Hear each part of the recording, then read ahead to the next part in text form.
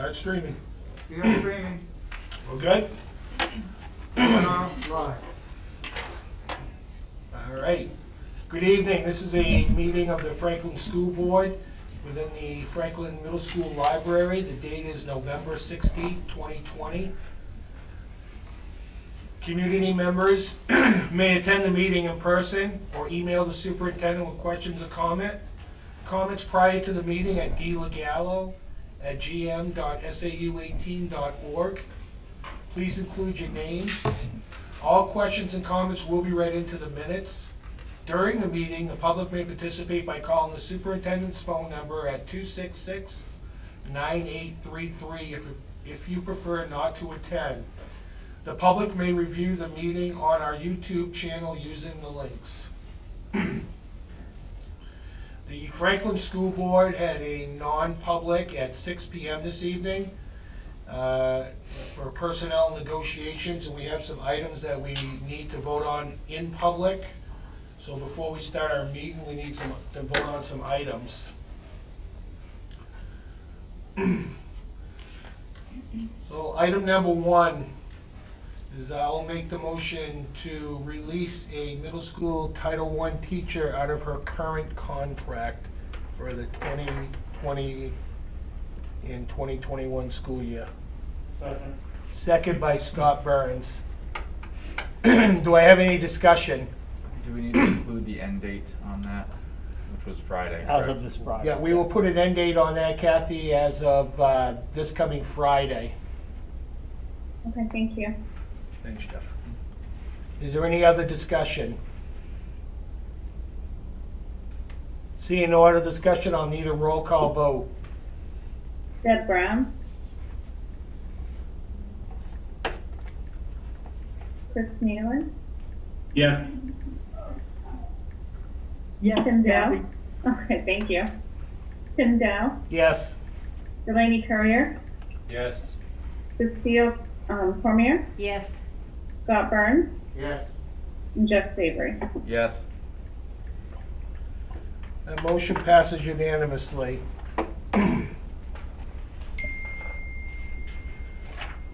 Second item to be taken up for a vote tonight is to increase the coordinator's salary for the Office of School Wellness.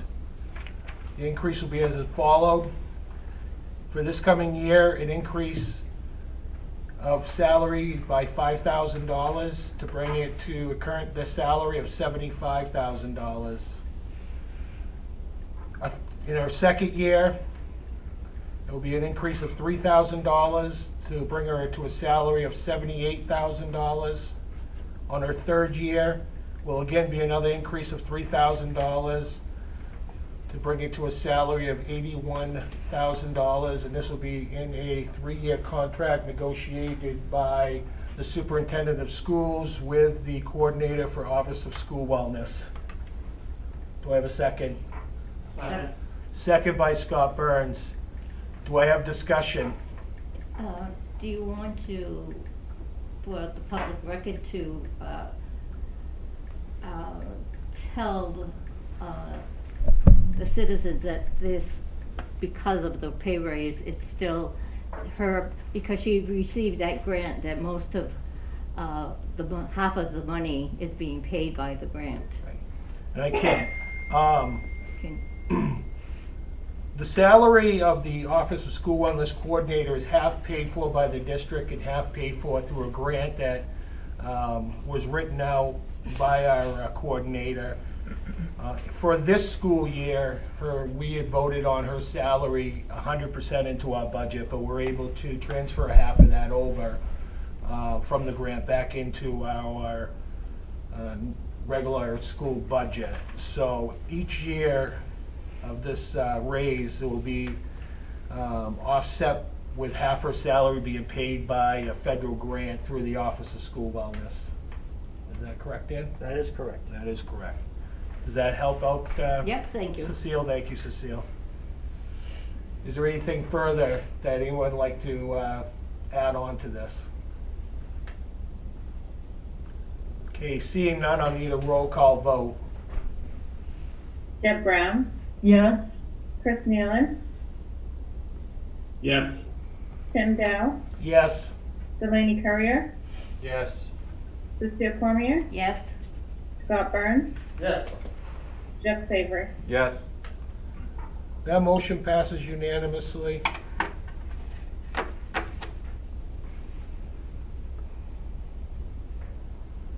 Okay, next item. Dan Clark has been our intern facilities director for the last few months now. It's been requested by the superintendent and discussed that Dan Clark now be moved to the facilities director, the intern be taken off, and Dan Clark be made our facilities director at a salary of $66,800. Do I have a second? Second. Second by Cecile Cormier. Do I have discussion? Seeing no discussion, could I have a roll call vote, please? Deb Brown, Yes. Chris Nealon, Yes. Tim Dow, Yes. Delaney Courier, Yes. Cecile Cormier, Yes. Scott Burns, Yes. Jeff Savory. Yes. That motion passes unanimously. Dan Clark will now be the facilities director for the Franklin School District. Superintendent Legallo, is there anything further that we need to vote on from non-public? That'll do it. Thank you very much, everybody. Appreciate it. All right, next item we need to do is the salute of the flag, please. I pledge allegiance to the flag of the United States of America and to the republic for which it stands, one nation, under God, indivisible, with liberty and justice for all.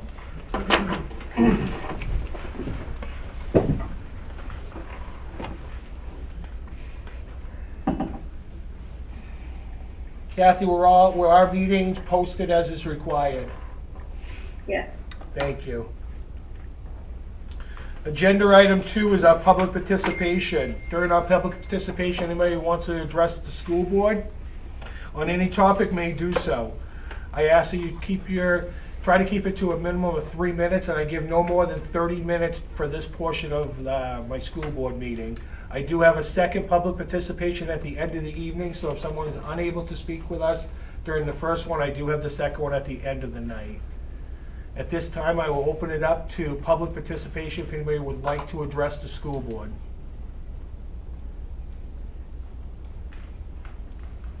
Yep, if you would just state your name and what ward you're from, please. My name is David Bedard. I'm actually here as an employee of the district. I'm a math teacher at the high school. Also speaking tonight from one of my other hats that I wear as the boys basketball coach at the high school. I understand you guys will be discussing and voting on whether to move forward or not with our winter sports season today. And I just wanted to come and speak on behalf as a coach of that winter sports season to offer my recommendation that you do proceed with that. I have a unique perspective of being able to work with these kids, not only during the school day as a teacher, but as a coach. And I know how important it is to have this athletic outlet for them. And I know how difficult it is right now with things going on and cases happening close to home and upticks in the community. But as you'll hear from our athletic director later, the NHIA is taking a bunch of precautions with that, proposing different things to make it as safe as possible for kids to play. I understand that there's a lot of concern with basketball being an indoor contact sport. We get that, but I think with the precautions that are in place, that will be in place, it'll still be relatively safe to do. I just know from my perspective working with these kids that, to be brutally honest with you, some of my athletes will be fine if there's no season, and there are other kids that I worry about what they'll be doing if they don't have basketball as an outlet for themselves. And I know, like I said, with the precautions that are in place, I feel confident that we can make this work.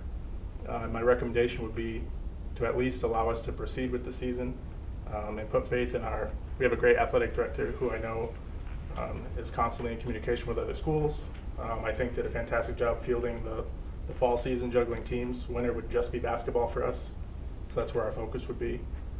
And at least if we're allowed to proceed with the season, as things come up, we may have to postpone, we may have to cancel games, but at least giving us the option to explore to make the season happen for these kids. I know we've already taken a ton away from them for their normal routine, so at least giving them the avenue to hopefully make a season work I think will be really beneficial for them going forward.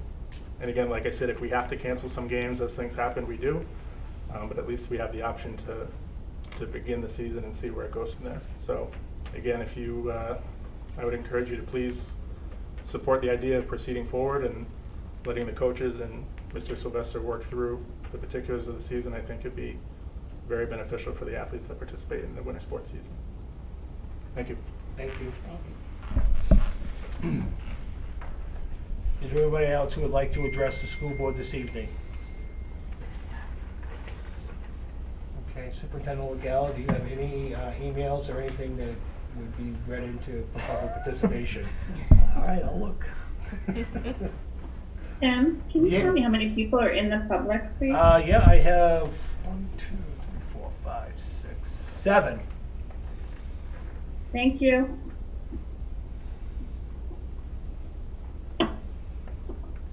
We are good for now. All right. There is no emails or phone calls that have come into the superintendent for public participation, so I'm going to close that portion of the meeting. Agenda item 3 is recognitions. I will turn this over to our superintendent for recognitions this evening. Yes, I'm very pleased to have Lita Guillot here, our fabulous robotics coach. Hi, Lita, come on up. I'm going to put you to work You here. don't get some luxury back there. So I'm going to talk a little bit about this, and then I'll let Lita introduce our two seniors. So our robotics team, which is now in its third year? Fourth year. 4 years. Wow, time is flying by. Unbelievable. Participated in the Governor's Cup robotically, remotely, and our team earned the Winnipesaukee Judges Award for their community service project on mental health awareness and prevention. And we received that award as one of 26 teams that were competing that day. On top of that, 2 of our seniors that I'll let Lita introduce in a minute, both received college scholarships in the amount of $2,000 apiece. So it's my privilege to invite them here tonight to be recognized. So Lita, if you can We have introduce our 2 seniors, that would be wonderful. we have Zamara Head. Come on, Z.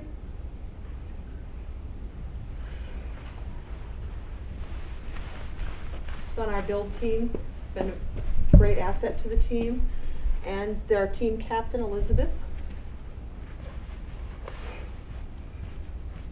Now, these teams, if you've ever been to a meet, which few of you have ever been, without exaggeration, you've been to them, 50, 100 kids on a team. They gave 6 individual scholarships out, and Franklin High School walked away with 2 of them. They were very impressed with the work that our kids are doing. And unrelated to that, I just wanted to piggyback instead of making another meeting. Mr. Darsney had a middle school student that I had recognized as the Spirit of Hope and Kindness Awards that does all of the Lake Region. He had a finalist in his age group. Miss Blair had an individual from her school that was a finalist, and Elizabeth was a finalist. All 3 of our finalists were given grants, and I think Elizabeth wanted to share what she was doing with her grant. Yeah, so since we've started Karma Corner at the high school, it's taken off really big, and you know, there are so many people utilizing it. It's helping so many community members, and so that is what I'm putting the money towards, because it's an amazing project, and yeah, I'll give that to you. Wow. Thank you very much. That's wonderful. Kudos. Great work, ladies. Great work, guys.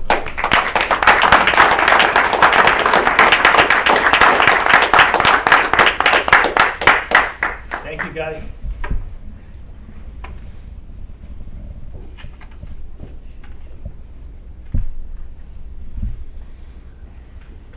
That's Thank great. you, guys. That's great. Thank you. Is there any other recognitions to be brought forward this evening by any administrator or school board member?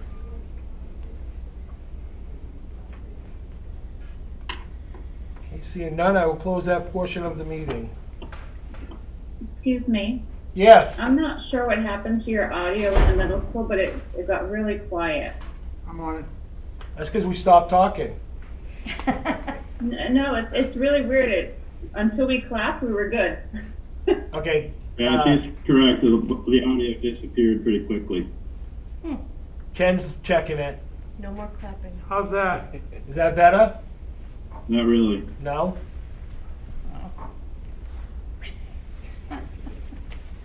Not my fault.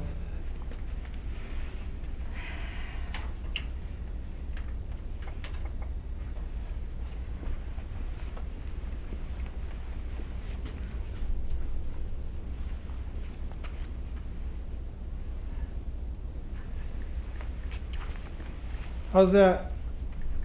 Still no? Still no? Yeah, barely hearing you still.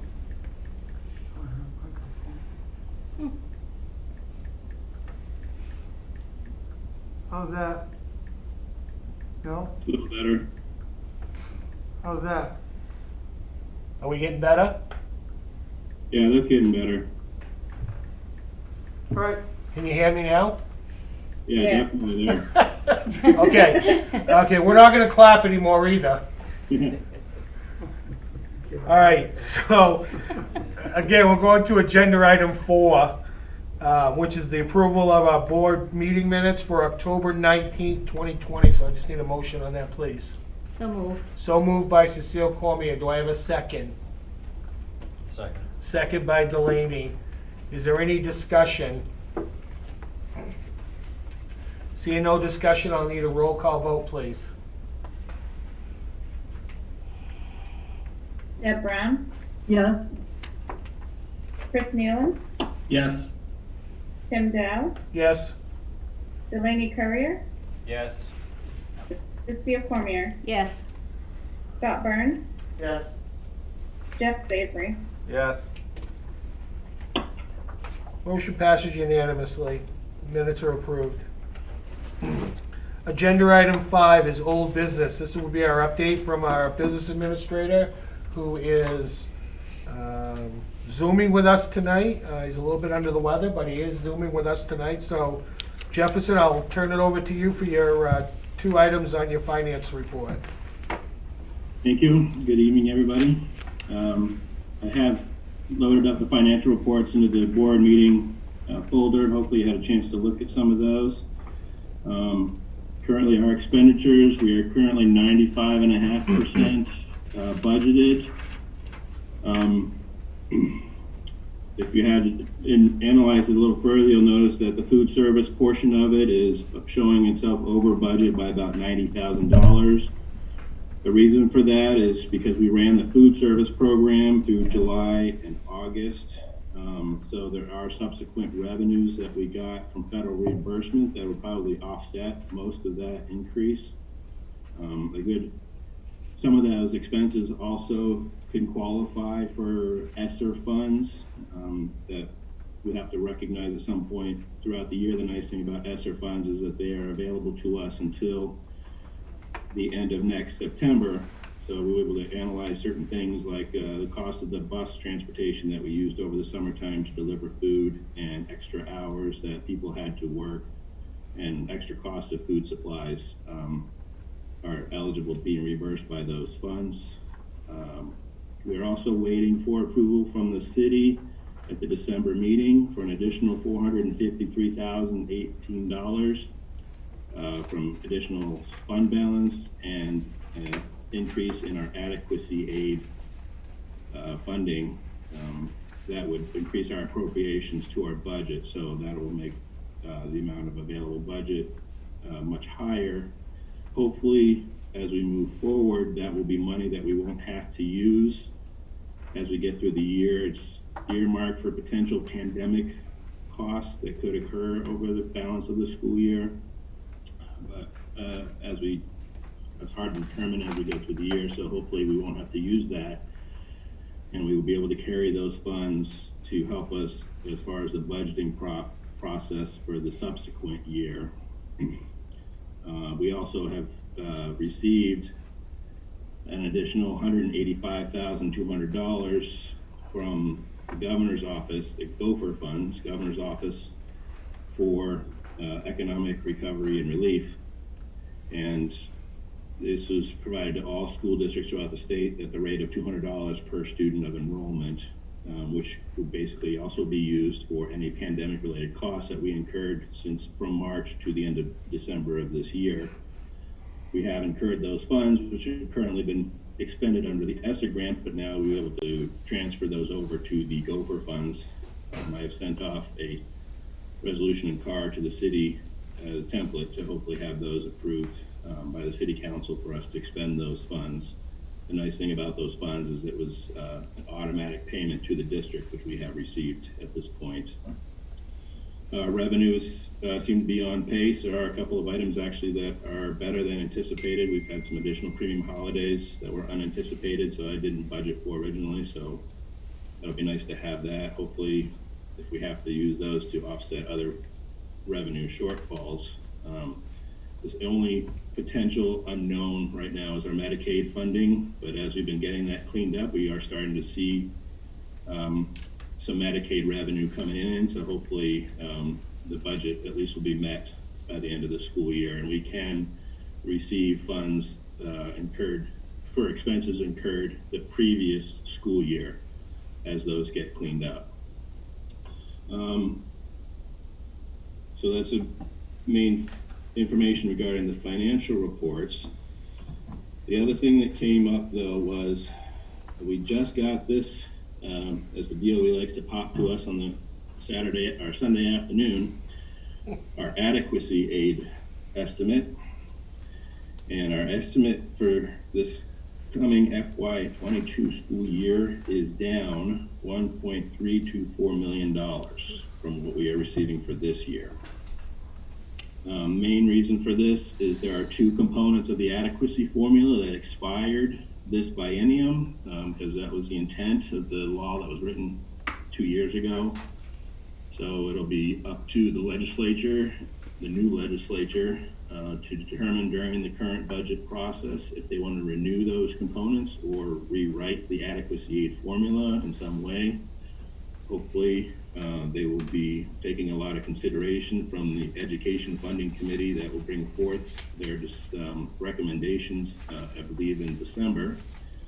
But that remains to be seen, and that's obviously something that we won't have the benefit of using for our budgeting processes. By the time that gets approved, it'll be very late in the year.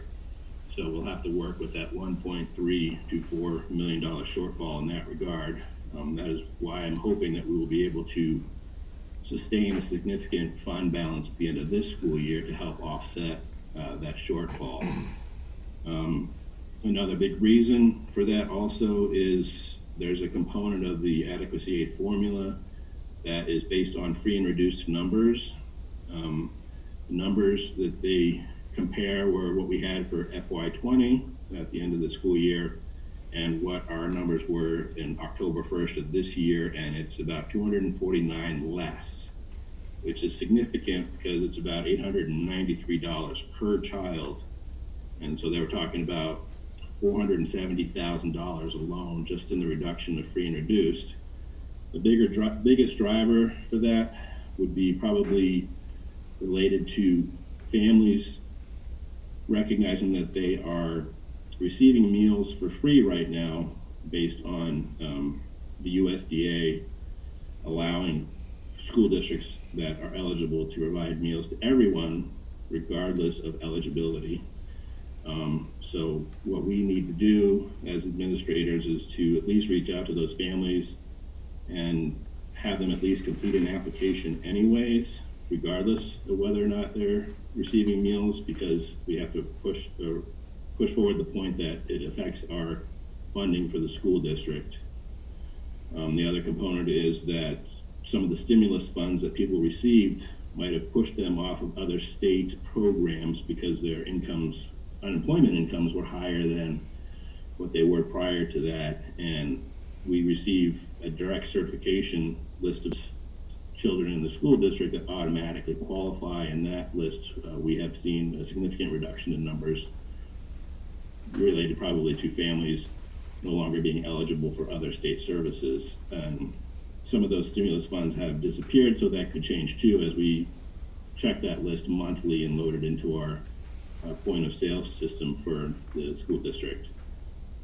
So I definitely would like to have the principals work to try and get out to those families and work with Brenda to find out those families that have previously been eligible to have them at least complete an application so that can help, because when they do the final calculation for adequacy aid for FY22, they base it off of our end of year numbers. So if we can get those taken care of during the school year here, that'll help us once October 1st comes around next year, like it did this year, and improve our adequacy number at that point, regardless of what happens at the budget level for the next biennium at the state. And that's all I have for this evening, in case anybody has any questions. Any questions for Jefferson? All right. Okay, thank you, Jefferson. What Jefferson and I also spoke about, it's now that we have our new website up and going, it's a mobile app. Jefferson is going to go back to updating it with our financial reports so that the public, if they have questions or need to see where our financial situation is, or the reports that are presented to the school board, Jefferson will now be uploading them into our new website. So it was kind of an off time because of this transition, but Jefferson and I had a discussion along with Dan, and we're going to get that back up and get them on the website. All right. Thank you, Jefferson. You're welcome. All right, committee reports. Under old business, we've got committee reports. We'll start with you, Deb. Okay. We had our finance committee meeting on the 10th, on the 12th, which is last Thursday. We went over the bank reconciliations. We spoke about the buildings project updates. We have a vendor for the fence from Superior Fence to be working on the guardrails and bollards at all three schools using the grant money. And then approximately $4,000 was our cost of that project. The different amounts were $22,086, $30,735, $11,850. So the project will begin on November 30th and should be completed by Christmas. And the money that grant is, expires on 12/30 of this year. We had a question about architecture review of a door issue at the middle school, and Meridian Construction will be reviewing that for remedies and bring that back to our next agenda. Where Dan of the facilities department has been making the school look a lot better. The custodians have been painting, and the middle school has been repainted. The bathroom has been repainted. We've had a lot of projects going on. The third-party audit that was completed for E&E has been done, and once the report is submitted to Jefferson, we'll get a chance to inspect that. There was a fire inspection that's been completed at the middle school as well. And things that we are talking about in the future will be an upgrade to our alarm system and a high school roof. Jefferson informed us about the CARES Funds Act, which was the $200 per student and the premium holidays. And that was it for us. Oh, no, one more thing. Under the school care premium insurance for next year, that has an increase of 8.4%, and health trust premium increase is 9.3% when we start our budget process.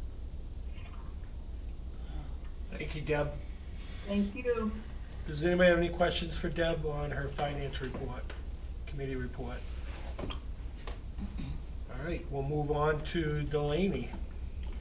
We had a communications and strategic planning committee meeting also on the 12th. We had a discussion with Lynn Healy to finalize our plans for the strategic planning meeting coming up this Thursday. I think we'll have a little discussion on that later on. We have a quick update to our communications plan that will be brought up at the end of tonight by Dan, just to change our meeting requirement from a monthly meeting requirement to a quarterly meeting requirement to go over our communications data. We had some data tracking updates, and with the Apogee data tracking, the initial reporting from the system isn't going to be quite as easy as we had hoped, and it's going to take some work by Robin to get some programming in to automate the update, our data tracking in the Apogee system. And one other thing we have, I used the committee meeting template for this report, and that template that came, Scott, where did the template come from again? Came from,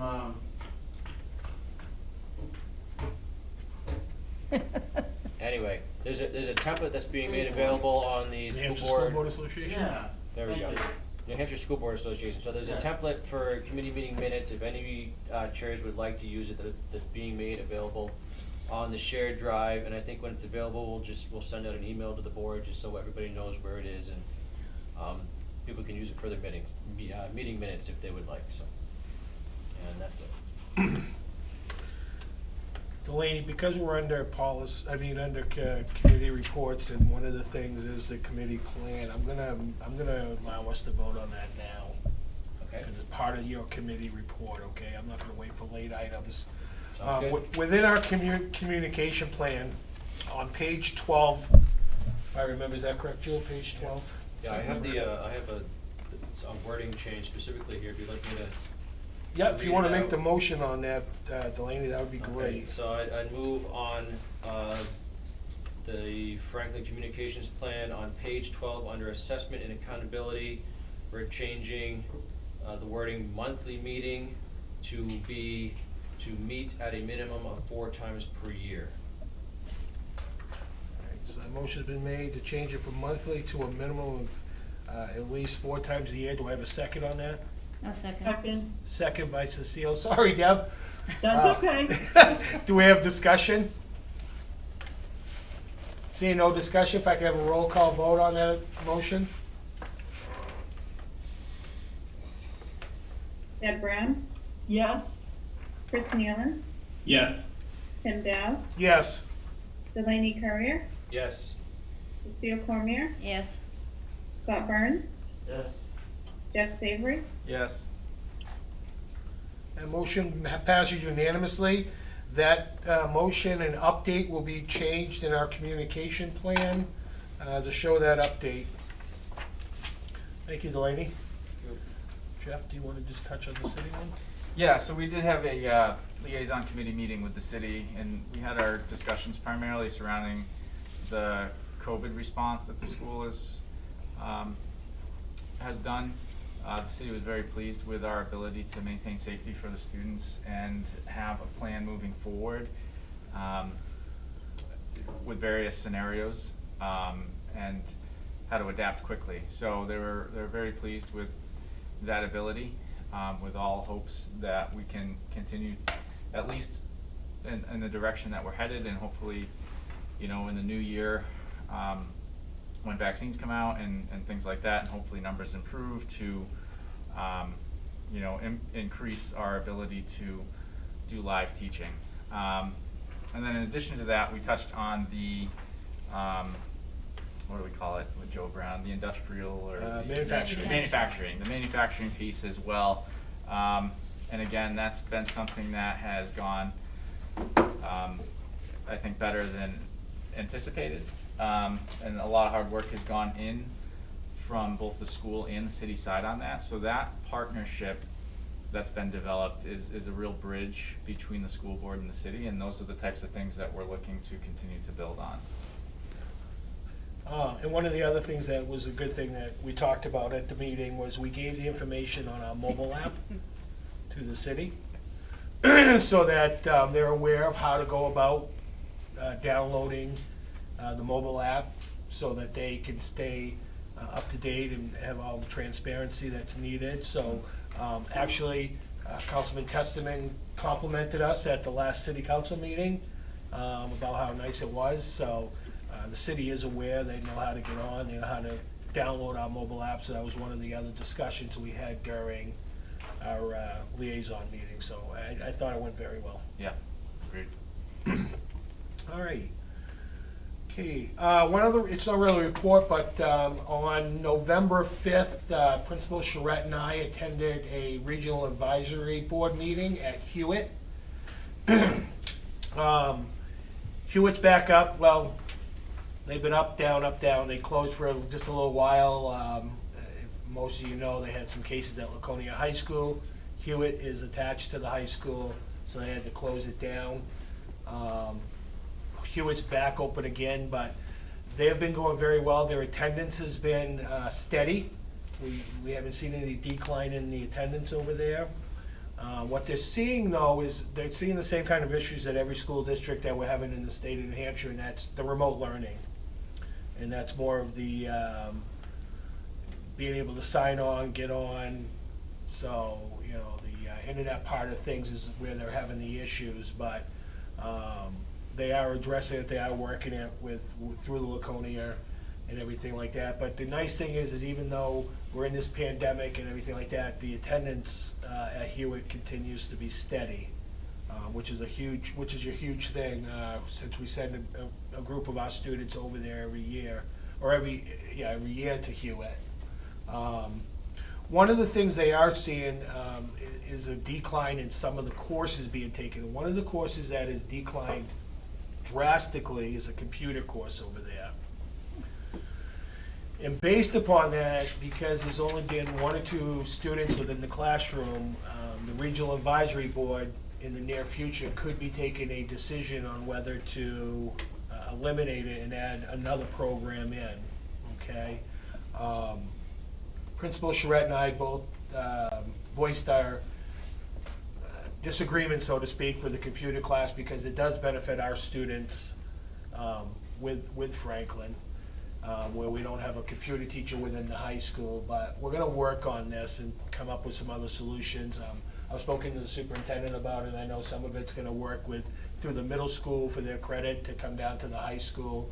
But I understand for the Hewitt of why they need to do this. When you only have 1 or 2 people in a classroom, and you're paying a teacher for it, so I completely understand that. But that's one of the areas that they are seeing. Go ahead. Are we underutilizing that potential source for the credits that our high school kids need?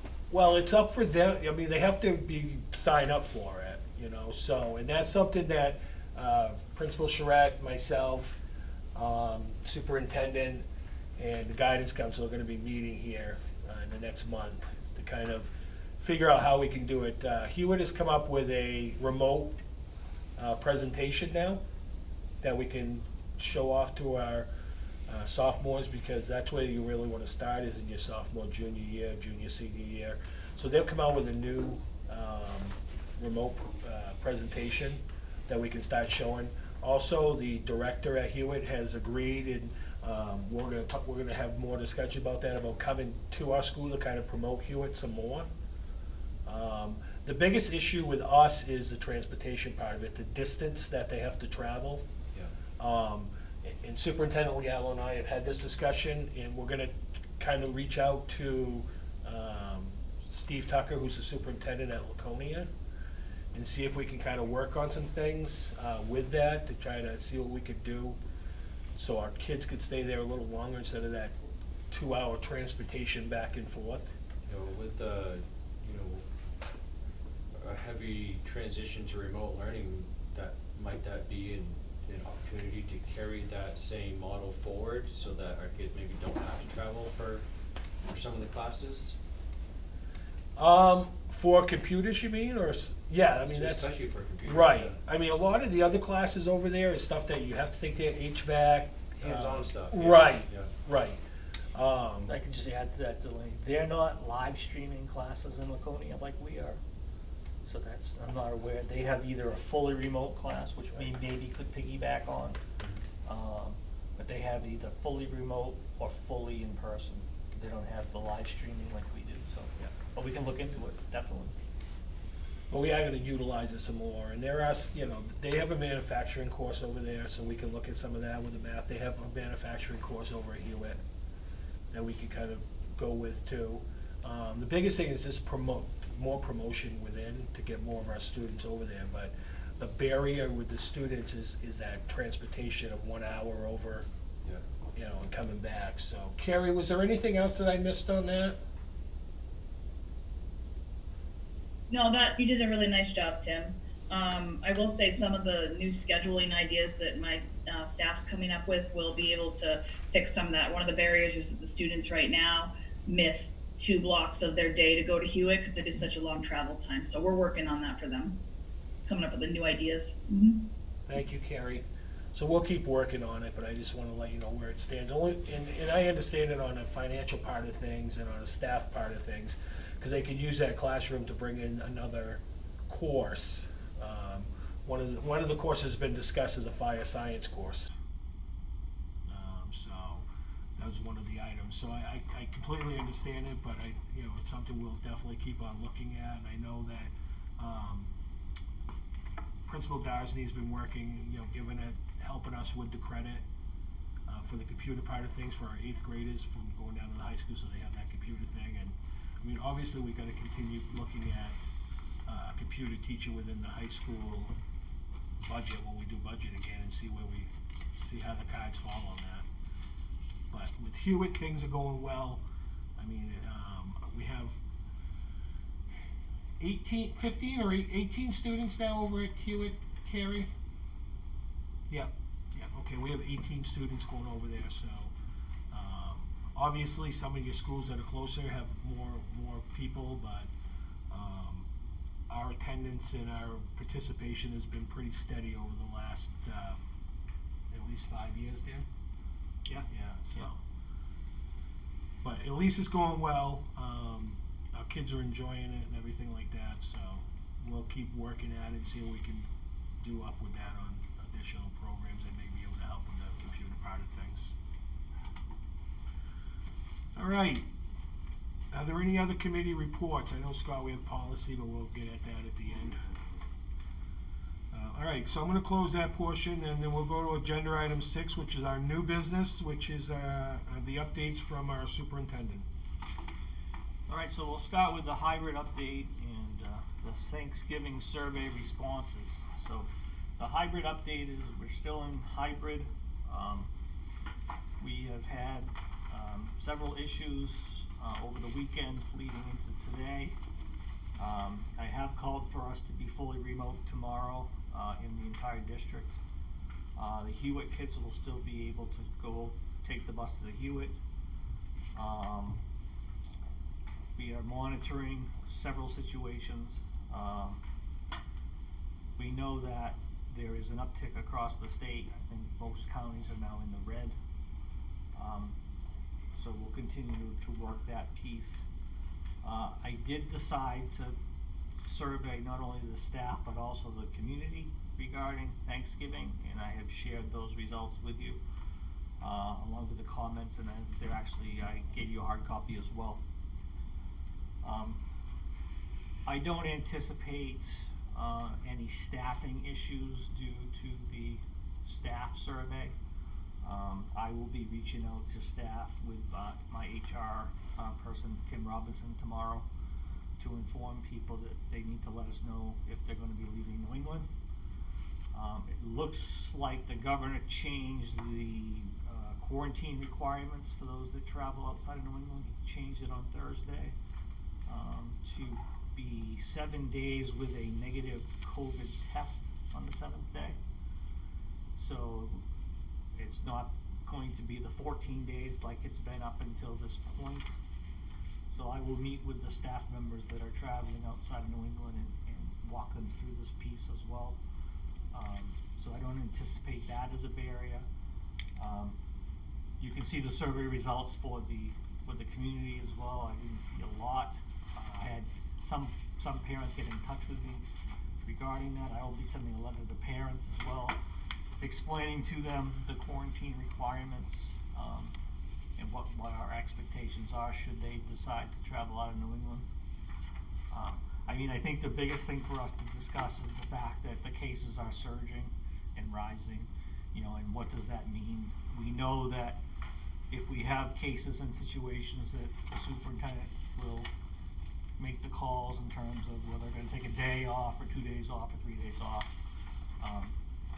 There are some districts, not in the Lakes region that I'm aware of, other than the charter school right here in Franklin, that are making that call about taking off from Thanksgiving till the middle of January. The Superintendent's Association did a survey, and something like 11 out of 50 districts had made that decision.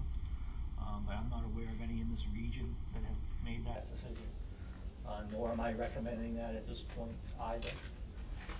But I think that is all discussion topics for the board to talk about right now, as we do see the uptick, and, you know, certainly the anxiety, and I spent most of my weekend fielding phone calls and working with my nurses on contact tracing and potential exposures and those sorts of things.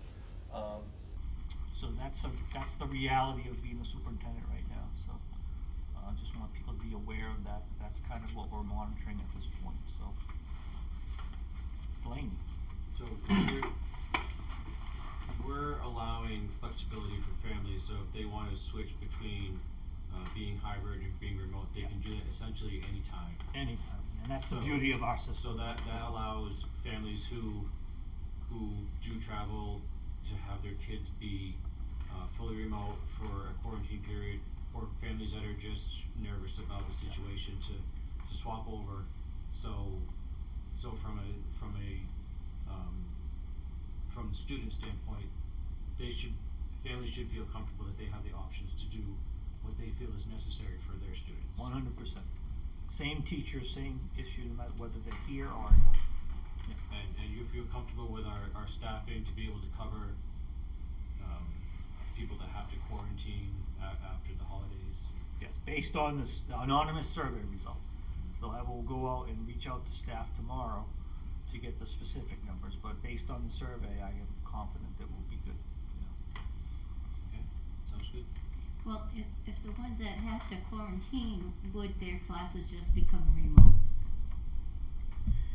They would, but you still need to have supervision. So for instance, if I'm a second grade teacher and I'm going to go to California, let's say, I come back and I have to be remote. So I'm remote in my home, but we still need an adult in that classroom with the kids that are coming into school. Oh, I see. So we have to have enough personnel to cover the in-person kids as well as obviously the kids that are at home. Okay. So those are the pieces you have to be aware of. Okay, thank you. I mean, I honestly think the bigger threat is the fact that we now are seeing a rise in cases, and if we continue to see cases coming up, I mean, I see this issue of pivoting in and out and in and out and in and out, which is frustrating and difficult for everybody, families, teachers, and whatnot. So, I mean, I think we have to recognize that reality as well. I mean, teachers found out this afternoon at 3:30 that they're gonna be remote tomorrow, you know, and they don't know what Wednesday looks like until we make that call. So it's difficult when you don't have any kind of notice about, I mean, David can speak to that, he's a teacher in the room here. It's difficult when you don't know what it's gonna look like from day to day. And it's nobody's fault, you can't predict it, but, you know, there is some, when you do know a certain period of time what it's gonna look like, there is some, not comfort in that, but there's some ability to plan for that, I guess is the better way to say it. Right, and we don't have any standing plan for shutdowns under circumstances other than cases popping up in school or a governor's order to shut down school, is that correct? Yeah, unless the school board makes the decision to take that, yeah. For me, from my point of view, it's the superintendent's role to continue the day-to-day shutdowns in longer term, in terms, like the first time we shut down for a week, based on those scenarios we were dealing with. Yeah, and I'm just looking Yeah. based on the plan that we have in place. That's the plan, yeah.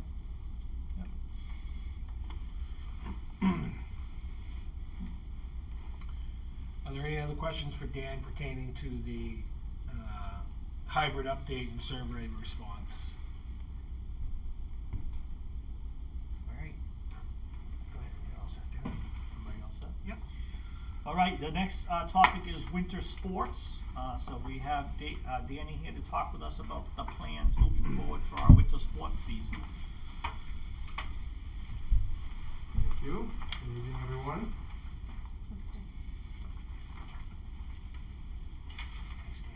You're welcome. Has that document been uploaded to the drive? Let me find out, Deb. Has the document been uploaded to the drive, Danny? No. No, it was not.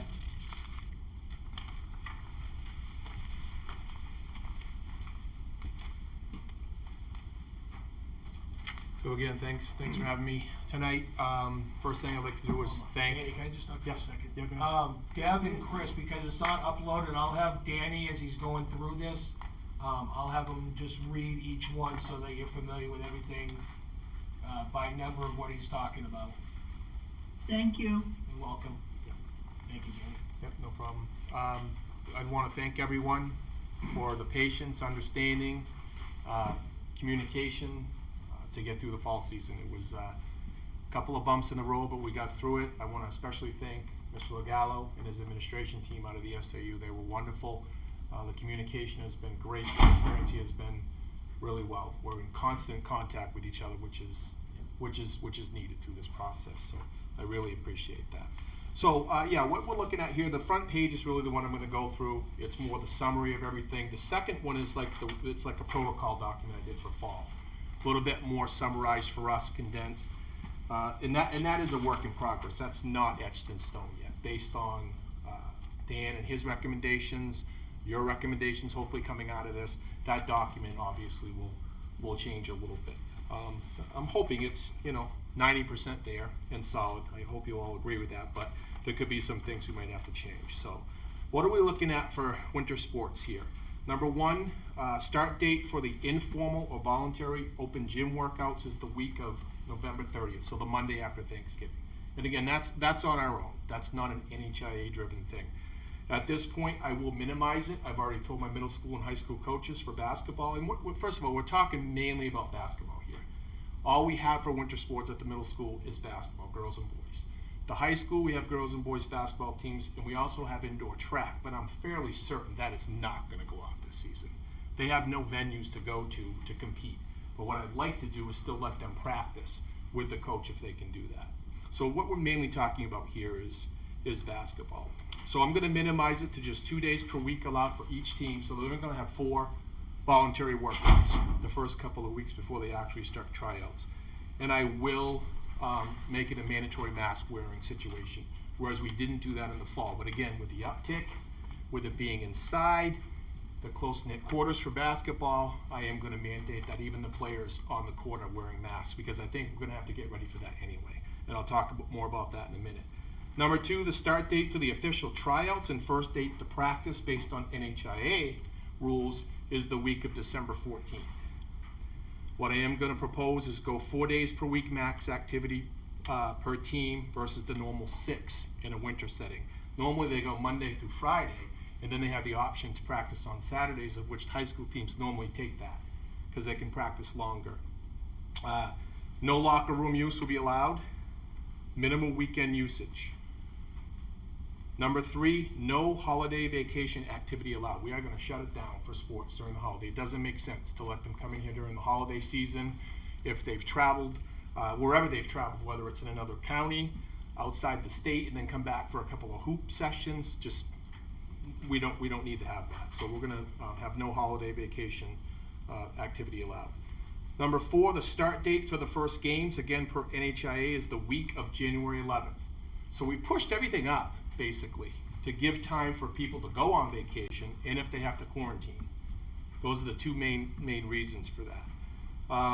We're not going to play our first game until that Thursday, which is January 14th. My agreement with Molten Borough was to push it up even a couple of more days to give people time to quarantine if needed, and also give our basketball teams the needed practice time. They're not going to come back from holiday vacation until Monday, January 4th, and then only have a few practices before they play their first game. So the bottom line here is we've got plenty of time to make some of these decisions. Having winter sports at all hopefully will be decided tonight, but we have a lot more time here to decide on spectator policy, mask wearing, and some other things. And as Dave mentioned, we're going to have the flexibility from the NHIA to cancel things when we need to. Number 5, the games will be regional, just like we did in the fall season.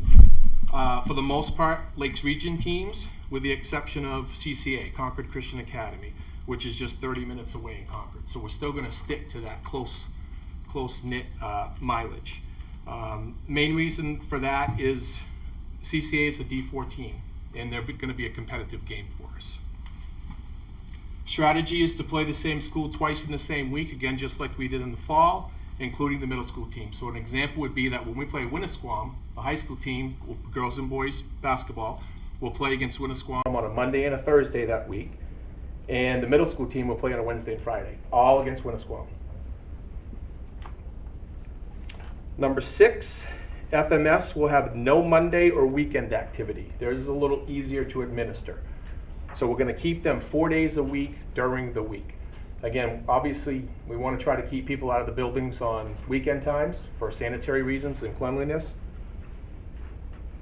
FHS will play just 4 Mondays and may have minimal weekend activity. Both FMS and FHS will have shortened schedules, again, just like the fall, so they won't be playing as many games. So we're starting later, but ending the normal time. So we're going to shorten seasons. So an example there would be, instead of 18 high school games, they're going to have around 14. And instead of 12 games for the middle school, they're going to have about 9. So basically, each team will be able to practice 2 times per week and play 2 games per week. And again, for the most part, that'll be during the week and very minimal weekend activity, and only for high school from time to time. Again, with the complete flexibility from the NHIA to change things as we need. Number 7, coaches will continue to administer temp checks on all athletes when they arrive for all practices and all games. Number 8, I will receive a signed health affidavit from the opposing coach when they arrive at our building for games. Our coaches will do the same when they go to away games. Our coaches are responsible to do the temp checks, sign an affidavit that has been done, so when they show up with those 16, 18 players, that gets handed to their AD when they walk to the building. So that's really it for the summary itself. The only other thing that number 9 mentions is the second page. That is more of the details of our protocol once we do have a practice, or mainly for games. So it's split up into 3 different categories. Arrival expectations. This is going to tell the other school what they need to do when they come here. Gymnasium, team bench area expectations. And the last category there is sanitation and hygiene. And for the most part, what you're going to find is that my working document here is going to be almost identical to most schools. We've all agreed that we need to be on the same page when it comes to these things, that we can't have a completely different set of guidelines when you go from one school to the next. It just doesn't make sense, especially for basketball. It's a little different in the fall because you have so many different sports: field hockey, volleyball, soccer, football, cheerleading. With this, it's mainly just basketball. So it's a lot easier to administer. It definitely looks like most schools, from what I'm getting for information right now, again, everybody's meeting with their school boards, and even us, we're not going to decide probably everything tonight, but it definitely looks like most schools are headed toward either home fans only at all the games, or no fans at all. So that's where things are headed. Also leaning towards players wearing masks, and definitely no mouth guards because of that. It doesn't make sense that players will wear mouth guards and wear masks at the same time. I'm definitely not against proposing, as your athletic director, having either home fans only or no fans. I would not be against that for the obvious reasons. We're inside. The uptick that's going on right now is not good. and definitely having our athletes wear masks while they're playing on the court. They're gonna have to get used to it. A lot of the teams we're gonna play will not play us if we don't. I believe Moultonborough and Winnisquam have already made that decision, that even when we're playing them here at our home court, if we're not gonna wear masks, they do not come. So I think that's where things are going for the most part. So because of that too, I'll be talking to Dan and Jefferson about a way we can video or live stream, Facebook feeds, Pixelot, these games as much as what we can. I'm very interested in the Pixelot option, only because that will also help Mr. Darsney and his people here at FMS, because the Pixelot is a permanent camera on the wall that we control, and we won't be able to use it just for games. He can use it for assemblies, his awards days, concerts, whatever. So it'll already be there. And I know he's the tech guru, so I'm definitely gonna chew on his ear about that and see if we can get something done. So tonight, really, what you need to decide on is winter sports or not. That's the big thing, and I think you were ready for that anyway. The other two things, the spectator policy and players wearing masks, that can technically wait till the next school board meeting. I don't think there's any real demanding reason why you need to decide on that tonight, because you probably need to have further discussions and talk to each other outside of here. And then we can make those decisions in about a month, because the first games aren't till mid-January anyway. So we have time on those things, but I definitely, in the meantime, we'll definitely be making our athletes wear masks while they're playing before we make that decision, because I think that's where we're headed anyway. So. Dan, I got a question. Yeah. Under number 2, you have, when it starts up and everything, the week of December 14th. Yes. 4 days per week, maximum activities per team. And then you got the minimal weekend usage. Is that something that we really have to have? Because I'd rather keep our, personally myself, I'd rather keep our schools closed on the weekend. Obviously the gyms will have to be cleaned and sanitized after practices and everything like that, okay? Yeah. And we already do a deep cleaning of our schools on Mondays for the fully remote day. Right. And I mean, personally, I just feel more comfortable if we were able to keep our kids out of the school on the weekends to keep down any possible contact of the COVID. So, I mean, what are we talking for minimal, or do we really even have to have that? We could work it out where we don't. I do have one game scheduled on a Saturday against Moultonborough, because we decided to start later. So instead of going that first Monday and Thursday against Moultonborough, me and their athletic director, who was also their girls basketball coach, decided to move it to Thursday and Saturday to give our teams more time, give people more time to quarantine. So that would be the only Saturday game we would have. And the only other reason was strategy for high school, that because they're going to be playing a lot of games on Mondays this year. Normally they go Tuesdays and Fridays, but because of the way we scheduled with all the other Lakes Region ADs and the strategy of what we're doing here, we scheduled the high school games for Mondays and Thursdays, which is different. So in talking to Coach Bedard, for example, practicing on a Saturday or a Sunday made sense for them to get ready for their Monday game. But I mean, I'm sure he would understand that we would definitely get a practice in on a Friday to get ready for that Monday. So that's the only reason. Okay. It's more, but again, things aren't normal. We understand. No, that. that's It's certainly up for discussion. We certainly can discuss that. It wouldn't be the end of the world. Okay. I mean, it's really for competitive reasons, technically, when you think about it. All right. So. Have you done out or looked at a schedule, how you're gonna set up the gym to be used between the middle school and the high school? Yeah. Oh yeah. Yeah. So you have something already in place for that? Yeah. Yeah. All right. Even for the voluntary workouts that start on the week of November 30th. Coming into the school, if basketball is accepted and we have the spectators, or no, we just have people coming in, and everybody's gonna be required, as you say, is going to be tested. Like we have the machine out front here to come into our school board meeting. You have to have the 100%. temperature test, and will also be done if we decide to allow home fans. Let's say, or we allow just parents to come. Say 2 parents. That was the rule with NHIAA for football. 2 people were allowed to come. Will you have someone there who will monitor and keep track of? Absolutely, and they'll get paid to do that. Yeah, because I won't have a regular gate to collect money. Right. Just like we did for fall for the football games, we normally do. But that person will still be available and get paid because they'll be checking people in. So unless we go with no fans, Yep. then there really is no check-in process. I'll Right. meet the other team, but yes, if we go with, like I said, minimally, I'd say home fans only or no fans. But yes, if we do the home fans only, people will be coming in and having to check in at the table, absolutely. What happens if we went with just 2 people allowed per athlete? For the home fans only, Yeah. or same thing? Oh yeah, So, we'll definitely have I'm just check-ins. saying, I don't wanna have a bunch of people into our gym, so my thing is that if we just went with the same rules that the football did, Mhm. which was two parents per athlete, or whether it be grandparent or whatever the case may Right. be, they were Mhm. allowed 2 people per athlete. I We can mean, do a ticket system. It's much easier, like I said, it's Yep. just basketball. Yep. We don't have multiple entrances that people can sneak in. Right. They have to come through the main foyer doors and get by that table. So if we actually did tickets to the athletes, every game, they get 2 tickets. There they are. Could So we a person eliminate- doesn't get in if they don't have a ticket. Could we eliminate entrance into the school and just use the outside door to bring people in, Sure. instead of having people come through our foyer area? Mm-hmm. I just think that is gonna save on exposure to our schools. Yeah, that can be Use done. the outside door area, and have your monitoring people there.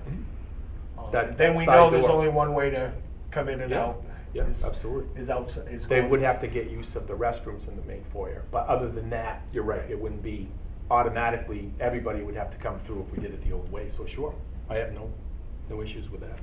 That will work. And you and I had a discussion on separating the parents of JV and varsity. Yes.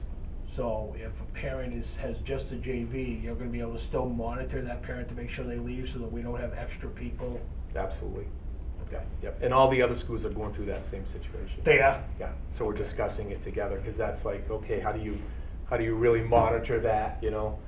You try to transition and get ready for that varsity game, but yeah, people are they're gonna know the rules ahead of time too. We'll definitely communicate it.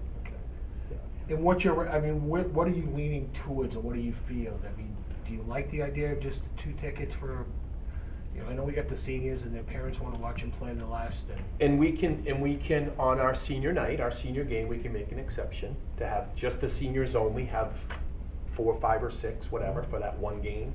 Other than that, yeah, they just have to understand it's for safety. It's for the safety of the athletes. Right. You know, you start adding people, because remember, like you said, you have the varsity players that are in the stands waiting for the JV game to finish so they can play. You add them, you add parents, and next thing you know, and again, the JV players of the opposing team, they can't leave. They have to stay. They're riding on the bus. So there's already gonna be a certain amount of people in the stands just with the players alone. So I definitely wanna minimize it. I wouldn't do more than the 2, except on a senior game night, or lean toward no fans. Okay. Any other questions for Danny? Yes. Yeah, I do, Jim. Oh, hold on one second, Deb, Delaney has one question. Let that go. Oh, no, go ahead, Deb, he's gonna give the floor to you. Okay, thank you, Delaney. Because the bathrooms and those things are going to have to be open for usage, will there be custodians on to do the cleaning during that time frame? We will have to have. That the building is open. They always are. We will have to have one, yeah. On the weeknights that we've always played in the past, Deb, custodians are on that second shift time frame. Yes. Okay. Yes. Wouldn't be normally for, if we do have that Saturday game, I would definitely have to talk to Dan Clark and make sure that we have somebody here. But yeah, I've worked very well with Bruce and Dana for a long time now. When we have basketball games here, we communicate well. Okay. Yeah. As far as, like your suggestion of having people coming into the side door to be checked in, but if the bathrooms are gonna be open, I don't think it's gonna make much of a difference. Because you still have to go into that area, of the not the foyer, but the patio area, that's gonna have to be monitored and, extra deep cleaning after. I mean, I do have some stanchions and ropes that I use for the fall games down at the high school field that I could use, so if people do exit the gym, they have to stay on that Right. side with the bathrooms. That I can do that easily. I just think, Deb, it minimizes the amount of traffic we have going through our foyer, into the office area, into the gymnasium. I think if, like what Danny says, if you have that ropes that he uses down at the high school, we kind of make it one way in, one way out, so they're not congregating or being over by our office or the foyer area or anything like that, is going to minimize some of the spread of anything. And I understand that, but one of the concerns that I'm gonna have, we're getting into the winter time, and you're gonna be tracking in sand and, salt into the gym using that side door versus the foyer area where it can be kind of like kicked off a little bit before they get into the gym. Okay. We have new runners in the middle school gym. They're really nice. That should work better. And if when the teams come, if they have to go through that side door also, we can put them right in that corner right away, and they have to change from their boots into their sneakers. That's part of the protocol anyway, is that when they can't enter the gym until they've changed into their, but you're right, that's a lot of conjugating in that main foyer if we have them do that. Yeah. Again, by having home fans only, you're already minimizing the amount of people that are going to be here. And if you have no fans, Right. this conversation doesn't even have to happen. Right. What's your feeling, Ken? They're in your school. Interestingly enough, that side door, it's not an airlock either, so you're gonna be letting off a lot of heat out of the gym, a lot of cold into it. I'd be concerned, I know the runners are good, but they're certainly not as good as the lobby. I don't think the custodians would have a problem re-cleaning the lobby after it. The floor is shiny, there's that, they do have sufficient time before they leave. I was concerned about the Saturday thing, but if he's gonna have custodians come in, because we do have PE at 7:30 in the morning every day. So the place has gotta be ready for us to set PE in it, but I would, in terms of caring for the floor, I think we would care for the floor more if they came into the foyer. Okay. All right. Thank you. And they're used to doing that anyway during a regular basketball They- season. They're both on. They just did it with volleyball, and I think they did a great job. All right. All right. Are there any other questions for Danny? Go ahead, Delaney. Yeah, could you just give us a quick synopsis of your fall sports and how successful you were with mitigating exposure and transmission? Yeah, we followed the protocol as much as what we could. Like I said at the last meeting, it's pretty difficult outside. Basketball's going to be a lot easier. Everybody's confined right here. I would do things a little differently. I think I would minimize the fans even more than what we did. I would go with the NHIA policy once we got the playoffs and do just the 2 family members for both home and away. But again, I would change it for volleyball because we're inside. I would minimize that more so. Not that we had issues per se, as far as cases or whatnot, but I definitely would do things a little bit differently. But for the most part, we made sure each team had hand sanitizer. My touchless hand sanitizers came in a little bit late from Amazon, but they were back ordered for everybody. But those were nice to have during the playoffs. We could put those on each bench down at the school, so every time a player came out, they could hand sanitize without having to touch something.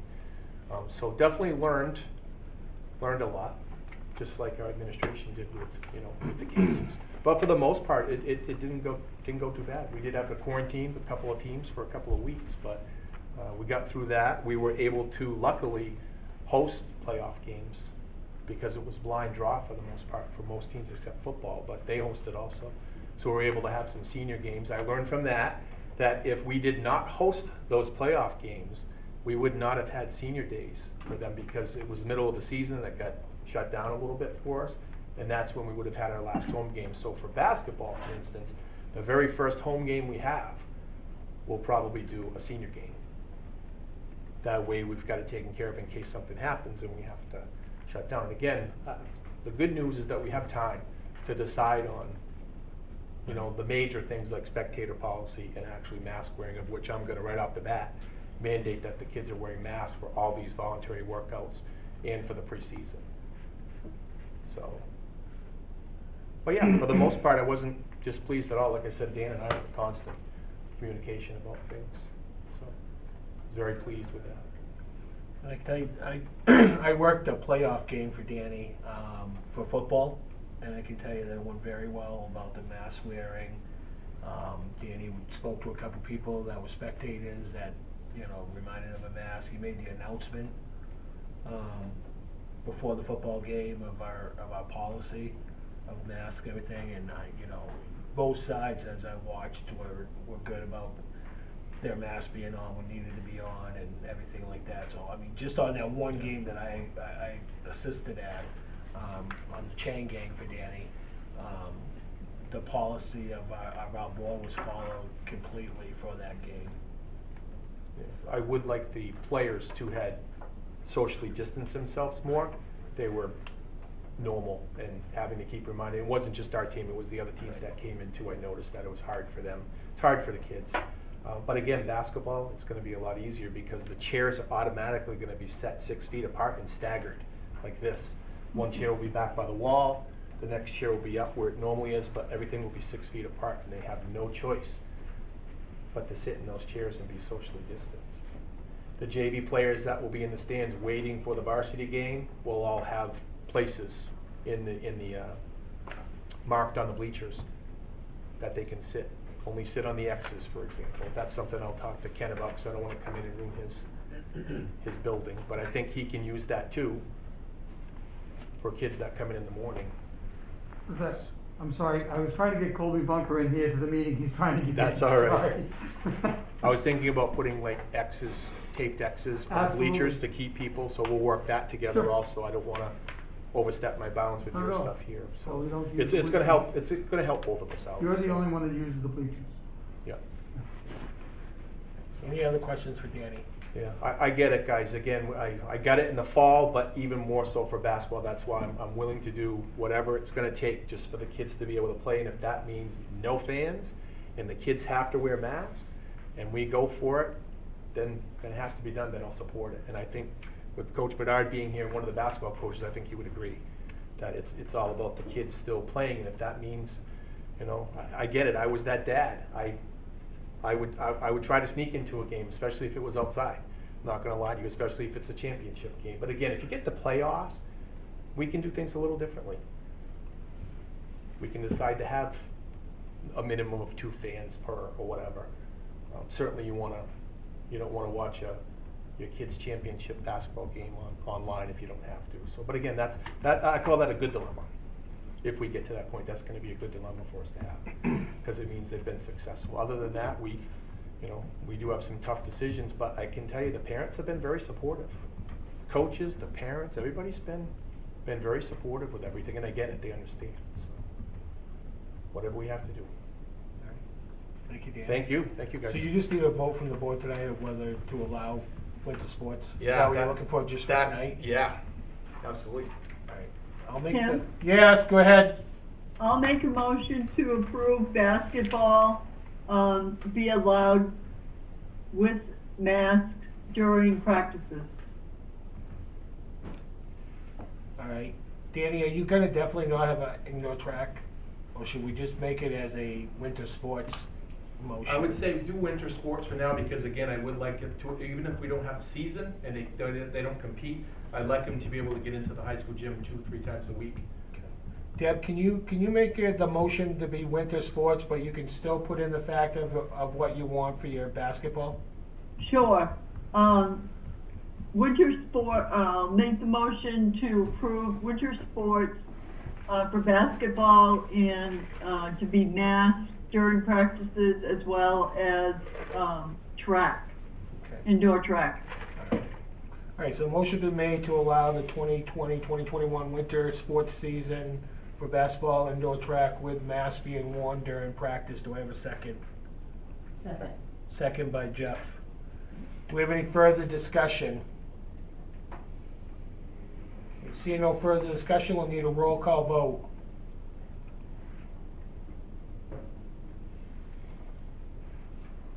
Kathy? Sorry about that. All right. Deb Brown? Yes. Chris Nealon? Yes. Tim Dow, Yes. Delaney Courier, Yes. Cecile Cormier, Yes. Scott Burns, Yes. and Jeff Savory. Yes. Motion passes unanimously for winter sports. One thing I just, Dan, can you just work with Danny and just, we'll have a, bring back for next month a final approval for us for what we're gonna have for guidelines for winter sports? And then we can approve on that next month. Is that okay? Sounds good. That sound good to everybody? We'll just vote on Danny and Sylvester and Dan Legal will work together, Chris and Deb, on a final plan proposal to be brought before the board in December for us to vote on how we're gonna play our sports season for the winter sports. Thank you. You're welcome. Chris, you good with that? All set. Yeah, thank you, Chris. All right, thank you, Danny. Thank you. All right, we'll let Superintendent continue. All right, next up is our memorandum of agreement, remote snow days with the teachers union. I'm gonna recommend that you table this until December. I'll make a motion to table the MOA remote snow days until December. Second, Thank you, Danny. do we have any discussion? Seeing no discussion, I'll just need a roll call vote on the table in this. Deb Brown, Yes. Chris Nealon, Yes. Tim Dow, Yes. Delaney Courier, Yes. Cecile Cormier, Yes. Scott Burns, Yes. Jeff Savory. Yes. Motion passes unanimously. The MOA is tabled until the December meeting. Okay, thank you. I scanned this document that he brought, so I sent it out to the school board, so they have, if they wanna check their emails, they have it. Okay. Deb and Chris, what was presented tonight by Danny Sylvester has been sent to your emails. Okay. Thank you. Everybody's emails. Everybody's email. All right, so memorandum, okay, I'm sorry. All right, next up, Hannaford Food Pantry update. So we had talked to you about a few months ago that Hannaford was going to be working with both the high school and the middle school in helping us with our food pantry work. So we reached out to them. They are requesting that we supply them with the estimates of needs beyond what we currently do. They are working with their partners to apply for a grant that will allow them to help us to supplement what we do at both the middle and the high school. So that is in process. And they are also applying for a side grant to help purchase a freezer for the high school. So that is that work is continuing. So Ken is the connection with them at the middle school, and Carrie is the connection with them, as well as Lita Guillard, who was here earlier, at the high school. So we are continuing. I don't have any specifics from them as of yet, but that is ongoing and going to happen. So going to bolster everything we're doing. So I don't know if there's any questions about that we can answer, but we'll keep you posted as things develop. Next up was the manufacturing update. So we have confirmed with Lakes Region Community College that we can complete the manufacturing math class in 9 weeks here because we're in a block schedule, and that we could complete the blueprint reading course in 9 weeks because we're in a block schedule. So what that means for us is that we can actually offer 2 courses back to back in the winter spring semester, so that we can hopefully recruit kids, sophomores, juniors, and seniors to participate in the manufacturing math class for 9 weeks, and then next do the blueprint math class. So they'll actually get those credits and get those 2 courses under their belts, and then offer hopefully that 3rd class in the following fall in SolidWorks. So I think what I would like for the board to do tonight is to approve us offering those 2 courses here on campus, supported by Lakes Region Community College, so that we can move forward with starting to recruit the kids for the classes. I'll make a motion that we accept and offer a manufacturing math course, which is a 9-week course, and then a blueprint reading course, which is another 9 weeks at the for the high school. Second. Second by Delaney. Is there any discussion? I have a question. Go ahead, Deb. The math course, is that going to replace any of our other math courses that are required, or is it going to be just an elective? I believe, and I don't want to speak out of turn, Carrie can tell me if I'm wrong, but I believe it's going to be an elective because it's going to earn you a half a credit. Is that right, Carrie? And I'm getting a thumbs up on that. Yep, you're correct. Yep. All right. So it won't be replacing anything, Deb. It'll be an elective for students. That's why they want us to approve it now, so we can kind of start recruiting students to take that for next semester. Thanks. Yep, no problem, Deb. Any other discussion? Okay, seeing none, if I could have a roll call vote on this. Deb Brown, Yes. Chris Nealon, Yes. Tim Dow, Yes. Delaney Currier, Yes. Cecile Cormier, Yes.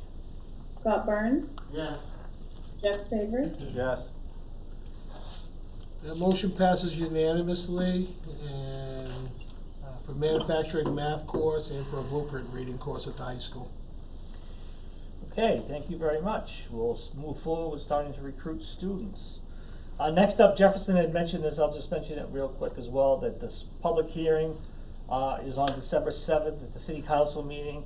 We have $720,612 that will be voted on for them to accept for the school district. So we will be available and paying attention there, but that'll be good for us. No reason to think that we'll have any issues there as well. So that'll be good. And then next up, we received a letter, which I have handed out to you, and I think I forwarded it to you, or put it in the shared folder. We received a letter from the Wakefield School Board. They had sent out an email or a letter to, I'm guessing, many districts in the area, looking to see if any school boards were interested in meeting with them to talk about SAU and superintendent services. So I have put this letter in your hands for you to discuss tonight. And I will respond in kind to them based on what you decide. Well, I'm going to tell you my recommendation right off, because when I read this letter, okay, I will not support this in any manner. Okay, our superintendent has enough responsibilities within our own school district without worrying about providing services for the Wakefield School District, which is a distance away for it. I understand that, you know, they're more of an exploratory, the Wakefield School Board, but with the workload that our superintendent currently has, with everything going on, the last thing, you know, and I asked Dan flat out, you know, I mean, would you even have time to go be doing contract services for Wakefield? And his answer was no to me. Okay, he has enough here, and he has a family that he, you know, that and also that he needs to juggle into this. So my personal recommendation is that this board says no to this request by Wakefield School Board. But I'll let you guys talk it out. If anybody wants to I have add a question. Go ahead. Would it be starting this year, or are we talking next year? I don't even think I mean, it doesn't really say, but even then, with the amount of work that our superintendent has to do now, and the pandemic. And you would go through a process, that's fine. Cecile. Yeah. So if you were interested, this board would sit with their board. Yeah. And you would start working through a process. And you have to go through that process, and then agreements would need to be come up with, and then the state would have to approve those agreements. So you'd have to go through a process to make that happen. Yeah, you don't have So- time for that. Okay. Too far away. Deb, do you have anything? No, I agree. I think that it's, this time that it's just, the process is, like Dan said, very time consuming. And you're looking probably a year and a half down the road before they would have anything to even work with.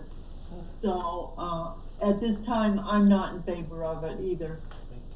Chris, do you want to add on to this? I think Dan already has his hands full. I mean, he's working 7 days. long days, multiple days a week. I mean, I feel bad for the guy sometimes. So I say no. Yeah, I agree. It's been about 7 days a week for him as of late with this pandemic. All right, so I'm going to make the recommendation, or I'm going to make the motion that the school board does not enter into superintendent services with the Wakefield School Board. And do I have a second on that? Second. Second by Cecile. Do we have any further discussion? Seeing none, can I have a roll call vote, please? Jeff Savory, Yes. Scott Burns, Yes. Cecile Cormier, Yes. Delaney Courier, Yes. Tim Dow, Yes. Chris Nealon, Yes. Deb Brown. Yes. Motion passes unanimously that we will not be offering superintendent services to Wakefield. All right, I'll be very happy to write that letter tomorrow. Thank you. You need me to sign it off with you, let me know. All right, and then I think I have my last item tonight is our strategic planning meeting scheduled for Thursday. So we are scheduled Thursday evening at 6 o'clock for the high school cafeteria. I'd be lying if I said I wasn't a little bit concerned about the uptick in cases here and the idea that we're gonna try and put 20 or more of us in a room together. So I think at the very least I would be wanting to offer a remote option here, certainly for my admin team members to participate in, as well as obviously any board members that would want to be remote. You know, we have 3 outgoing school board members that we really want to pick their brains, which is why we're trying to get this meeting in. But I just want to make sure that everybody is comfortable and feels safe about doing that, and has that option to do it remotely if that's the case, so that we can make sure that people are spread out and feel comfortable being in that room together. So I'll leave it at that and let people discuss that situation, I guess. Delaney, it's your committee, so I'm gonna let you start this.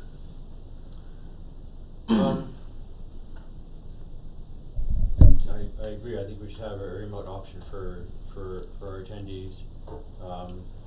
We spoke with Lynn Healy at our committee meeting last week, and we'll be broaching 2 main topics. One is trying to come up with some new ideas, some ways to beef up the plan, and the second thing we want to attack is the measurement angle of all of the items on our current plan. And it's not to go through them one by one and figure out how to measure. We want to just come up with a general strategy for how we're going to measure items on the plan. And I'll reiterate that we're particularly interested in trying to minimize the loss of active knowledge from the school board members who are departing at the end of this year. I think the consensus question to ask of the departing members is,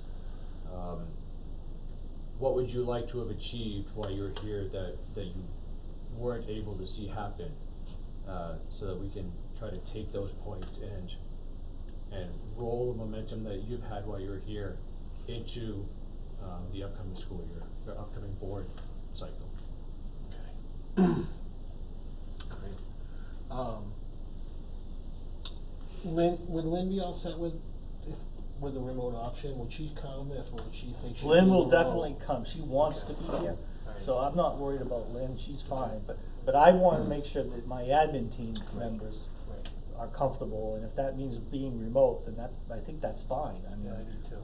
you know, I want everybody to be comfortable, and I want, the board members to be comfortable too. Right. And I, like I said, I do really want the information from our 3 board members that are leaving, and stuff, but I just wanna make sure we're really smart about what we're doing, based on the situation that we're in. I mean, we can't even have school tomorrow, so, that's the reality that I'm dealing with right now, and, Thursday's 3 days away, so.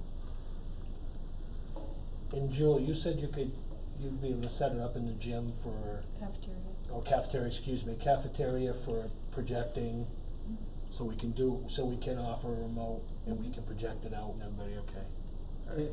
And I could set up this camera so that instead of having to look through that one peephole there, we can pan to all the participants, so I can help with that. Okay. I'm willing to help. All right.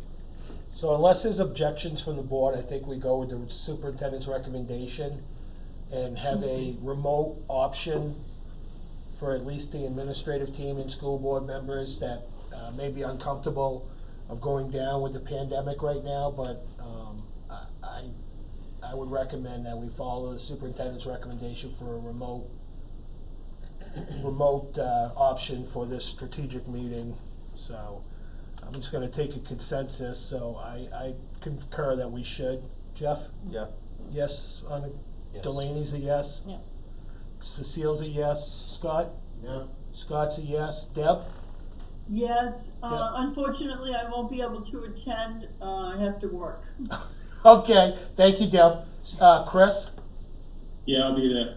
All right, and you good with the consensus of offering a remote for the administrative team or any Yeah, school that's board? fine. Yeah, that's fine. Okay, all right, so that is your answer, then? Perfect. Yep, we'll plan accordingly. Thank you, everybody. If something happens between now and then? Yeah, that'll be, yeah. that's our reality, right? Right. So, All right. So remote option. All right, are there any questions for the superintendent pertaining to his report? All right, seeing none, thank you, Dan. you're welcome. We will move on, because there's no coffee, no snacks, so We're we're not right to taking a curriculum. Wow. Good. So all of you have hopefully have read the curriculum report that was sent out by Jewel.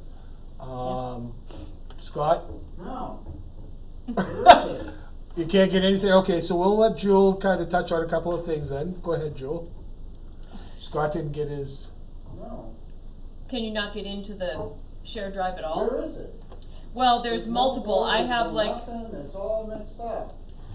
it's in the shared drive. You'll see it literally says PD report is the report itself, and then I had like 4 different attachments this time. But the PD report has the communication data in it, talks about demonstrated success.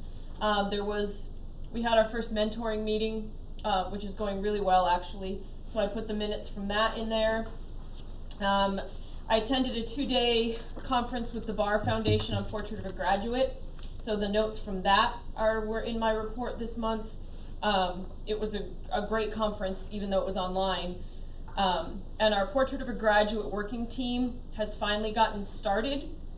We'd love school board support on that if someone is interested now that the team is actually functioning to joining that, because the hope is that that really will become a transformative tool for our high school. So I hate to transform that without school board input. Lakes Region CIA, I just met. I have those minutes if anybody cares to look at them. Title I, I sat through that meeting. Finally, we had one after months. And my minutes for the Title I meeting were attached. And I think that was it. The other thing I attached was the program from the Kids Fall Show. I cannot emphasize enough how incredibly proud I was of these 48 kids. I don't know how many people have ever done a full production before, but the amount of work and time that goes into any full production is immense. These kids put in over 100 hours of time. But on top of it, with all the restrictions and the masks, and then learning how to speak in those masks clearly, you learn how to use the microphones with the masks. all the protocols that they took, losing a week and a half of rehearsal and having to Zoom. These kids are absolutely incredible. And the performance that they put on, even though it was for very small, limited audiences and they didn't get to do their after show greetings like we normally do, it was all very different, but they were so resilient. I could not be more incredibly proud of a group of kids. So that was my report. All right, thank you, Jewel. And just to touch base, I'm glad you brought up Portrait of a Graduate. Thank you. I actually sat down and had an interview. I was interviewed by Carissa for this Portrait of a Graduate. She is looking for a couple more school board members that she'd like to interview. It's painless, trust me. There's about 3 questions. Takes about 10 minutes. I've done it. Dan's done it. Jules has done it. Ken's done it. The mayor did it. The mayor, yep, Tony did. I've kind of given her some names of city council members that may have some interest. I've given her some business people's names. And she's really interested in interviewing a few more school board members to kind of put it into their thing. So if any of you would have about 10 minutes, it's all done by Zoom. She'll set up with you. If you have an interest to kind of do this for this Portrait of a Graduate, do the interview as a school board member, reach out to either Dan or Jewel. They'll get a hold of Carissa and she'll email you and set everything up. But she really would like to get some more a couple more school board members to interview. All right. I can volunteer to. You want to do it? Sure. All right. Well, I can hook you up, Delaney. We'll connect you with her and get that. Just make a note of it.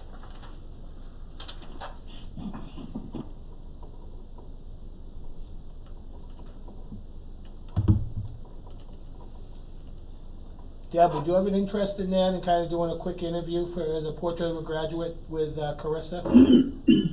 I'll let Dan know for sure, because I have some time coming up that I might be able to fit it in. Okay.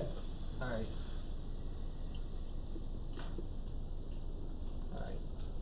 Well, if anybody else does, just let Dan know, and he'll set you up with it. Jewel, just keep me on that list. I'll fill in as a school board representative. Okay.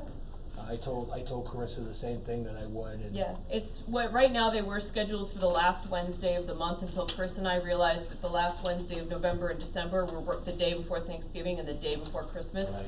So we have to change them. Yeah. So we did a doodle poll today to figure out when the best time to change them would be. So I'll let you know. Yeah, just let me know. I mean, the only time I really have is 4 times a year when I have my board of directors with the New Hampshire School Board. All right.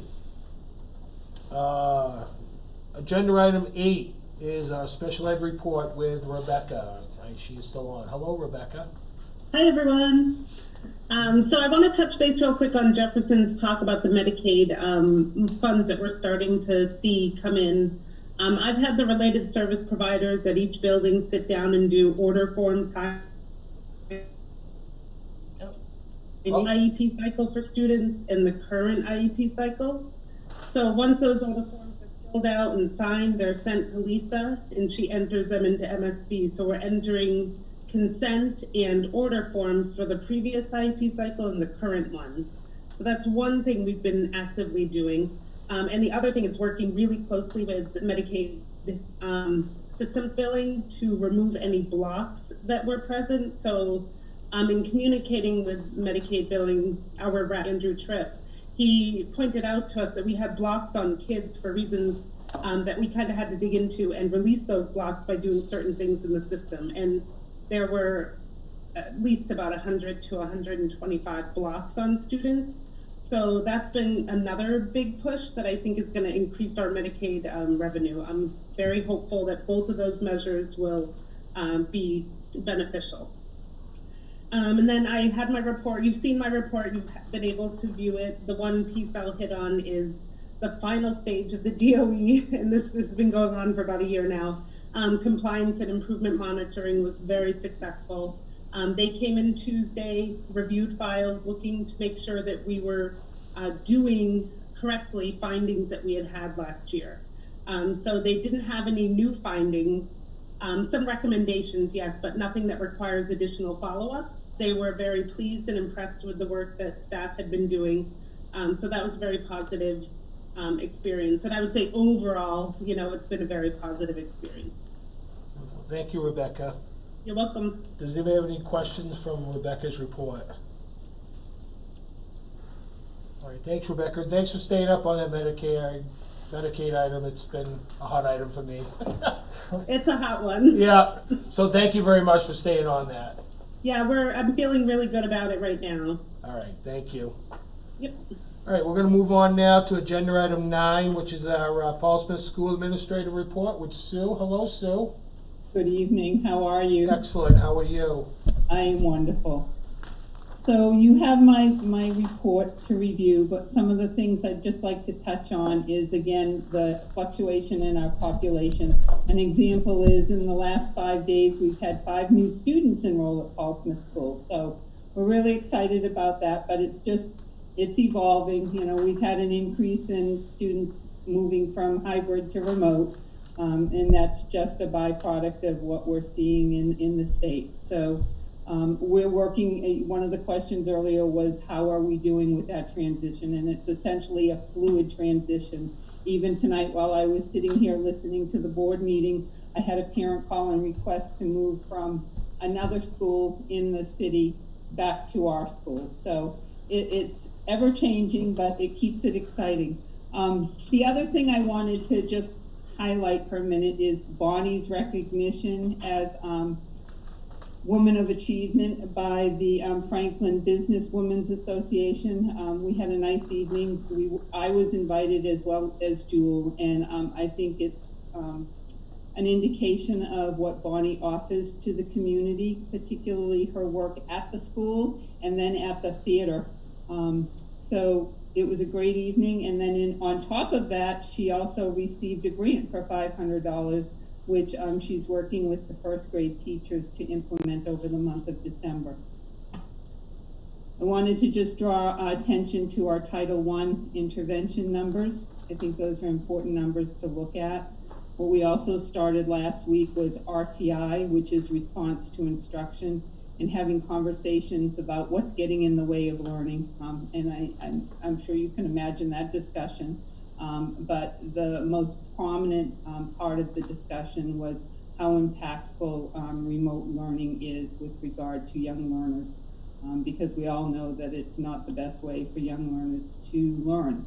So we'll be problem solving through that and trying to come up with some innovative ideas to support families and children who are continuing to struggle with remote learning. Great. Thank you, Sue. You're welcome. Yep, go ahead, Cecilia, you have some questions? I've been speaking to a grandparent, and he's saying that your staff is very supportive as far as giving directions of how to do remote. Unfortunately, the language he does not understand, because it's computer language, and I probably would have a hard time. So is there a way of rewriting, or he was even having trouble connecting to the computer to do something? I don't know, to pass on some information to the school, and he didn't know which outlets were supposed to be used. So I don't know if a diagram can be made, or is there a way of simplifying and talking English so the grandparents can understand? Because I'm sure there are a lot of them.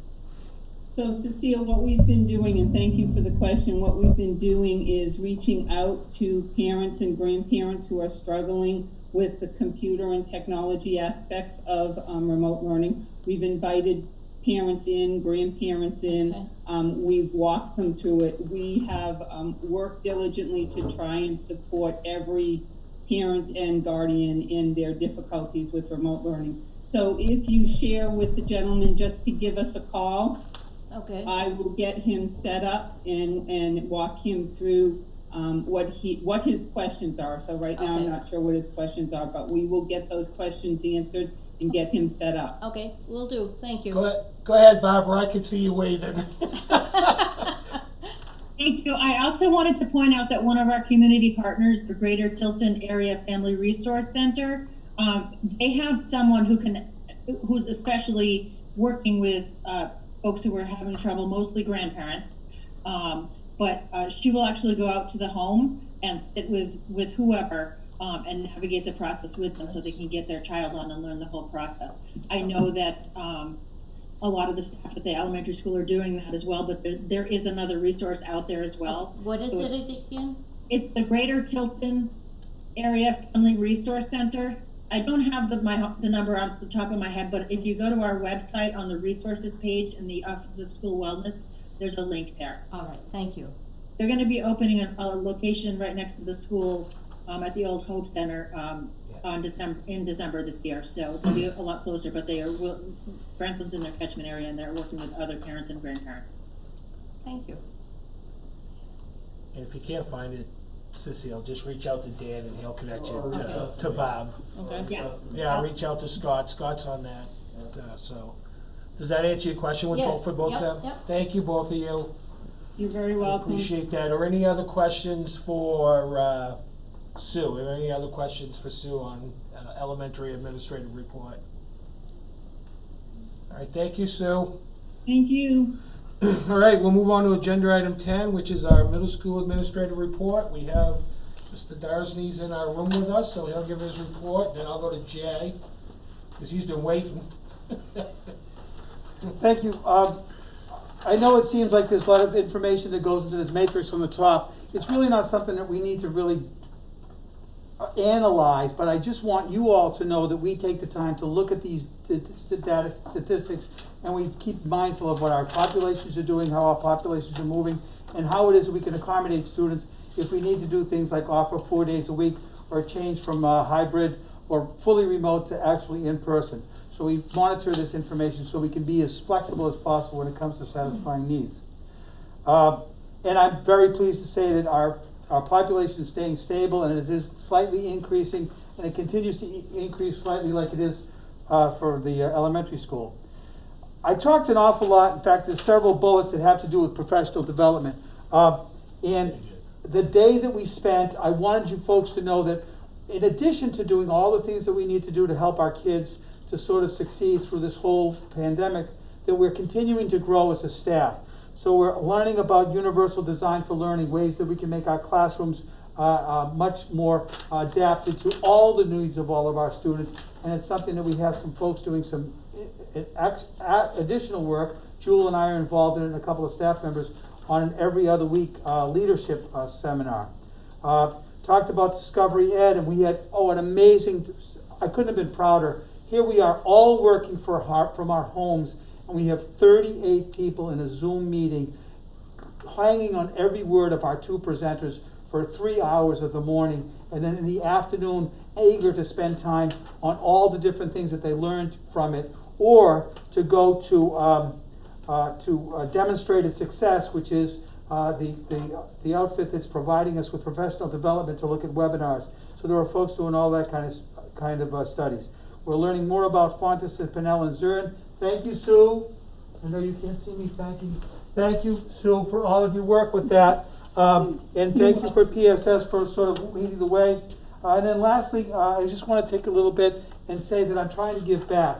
I'm involved in two organizations. One is the Council for Teacher Education, which is the organization of the Department of Ed that certifies teaching programs. So all of the colleges that have a teaching program, in order to get certified, they have to do it. And I will be involved as the co-chair of the re-accreditation of Antioch College.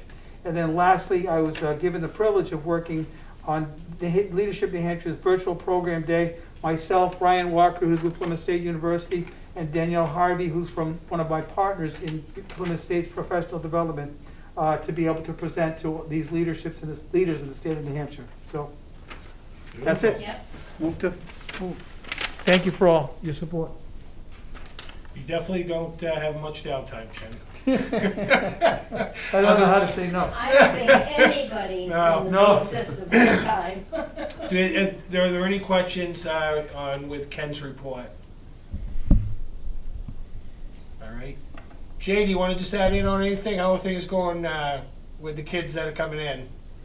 I think things are going a little bit better, actually. I'd say that one of the great things that have come out of our change in the way things have to run because of COVID is the fact that I'm getting more time to get out there and actually get to see more of the kids on a positive basis, getting into the classrooms a lot more, getting on, bus dismissals and bus arrivals. I'm actually, when you have kids getting off the bus, excited, waving to the assistant principal, who's usually a disciplinarian, it's a huge change in the way the atmosphere is. And I think that's evident partially in, also the way that we're seeing some of these incidents come across. We're looking at right now a total of under 30 incidents in the last, I think I ran a month and a half, which that was, compared to over 100 or so last year at this time. We're looking at only 8 majors and 21 minors, so just under 30. Most of them are just, majority of our stuff right now is disrespect, getting these kids to understand how to communicate online, how they're not just chat buddies with teachers, so they can't talk to their teachers the way they would talk to their chat buddies online. So a lot of this is just reaching out and teaching. So I'd say, all in all, we're pretty excited the way things are working out. Great. Thank you, Jay. Thank you. All right, we'll move on now to agenda item 11, which is our high school administrative report with Carrie. Hi, Carrie. Hi. Colby Bunker has been trying to access the Zoom, but he can't. So he did send me a little piece on behalf of the student council. So they are working on planning a guideline-friendly winter carnival event for the school for February, like we have traditionally, just with guideline safety. So there'll be more to come for that. I am just like the other 2 schools. We've seen an uptick in our remote requests. We currently have 18 students that are coming to campus all 4 days. They're in the library the 2 days that they're supposed to be remote. So we do have some families that are accessing that. I just wanted to point out that we had a lot of success this year with I Am College Bound. It's our day where the seniors actually submit their applications, where we had 30% of our students submitting, our seniors, on that one day. And Des Smith and Melissa Fraley were actually commended for all the prep work that they had the seniors do, because the seniors were able to finish their applications in about 2 hours less than they've had to do in the past.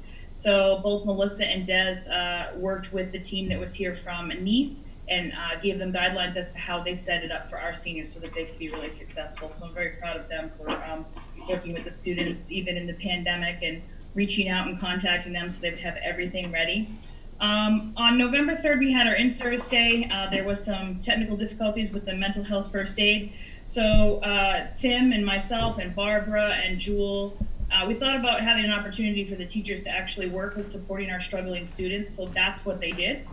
They came up with different activities before the end of the quarter. And I asked my teachers, what are they going to do to help their students be successful that are not emails?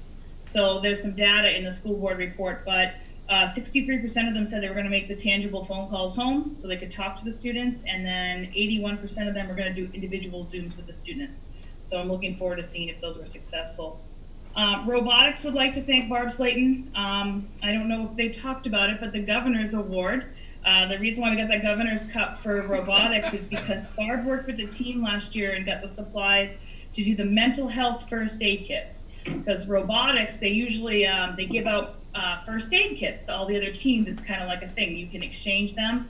But our team had the mental health ones through the Office of School Wellness. Barb got them the little cards, and she also got them, I think it was like stress balls and a whole bunch of other things.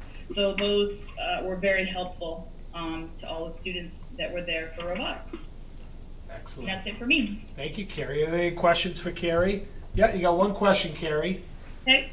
I read your report and it was very good. I was just a little confused about your the kids tracking their credits. I mean, doesn't the school track the credits? I guess I'm a little confused of what really you meant by that. Yeah, so you're talking about the scheduling committee? No. It's a part that says they're simultaneously working on ways so the kids can actually track their own credits? Yes. So right now, mostly our seniors and juniors will be able to really tell you what they need to be promoted from each grade. But the way that we have Alma, which is our online grading system, and it shows the kids their transcripts and things like that, there's actually a new feature that we can turn on where like the students have to earn 4 years of English to get their diploma. So by the end of their sophomore year, they should have their 2 Englishes. So it'll say that the English is 50% complete. It's just a different visual way for the kids, because when they end up becoming juniors and seniors and they're looking at how many credits they need for certain things towards our Franklin High School diploma, some of them are confused about that. So we actually want to start that process earlier with their freshman year so that they know what they need to complete each year. So having that feature in Alma will give the kids a visual. Okay, thank you. Yeah. Any other questions for Carrie? All right, thank you, Carrie. Now we're gonna move to Tim. Hey, Tim, how are you?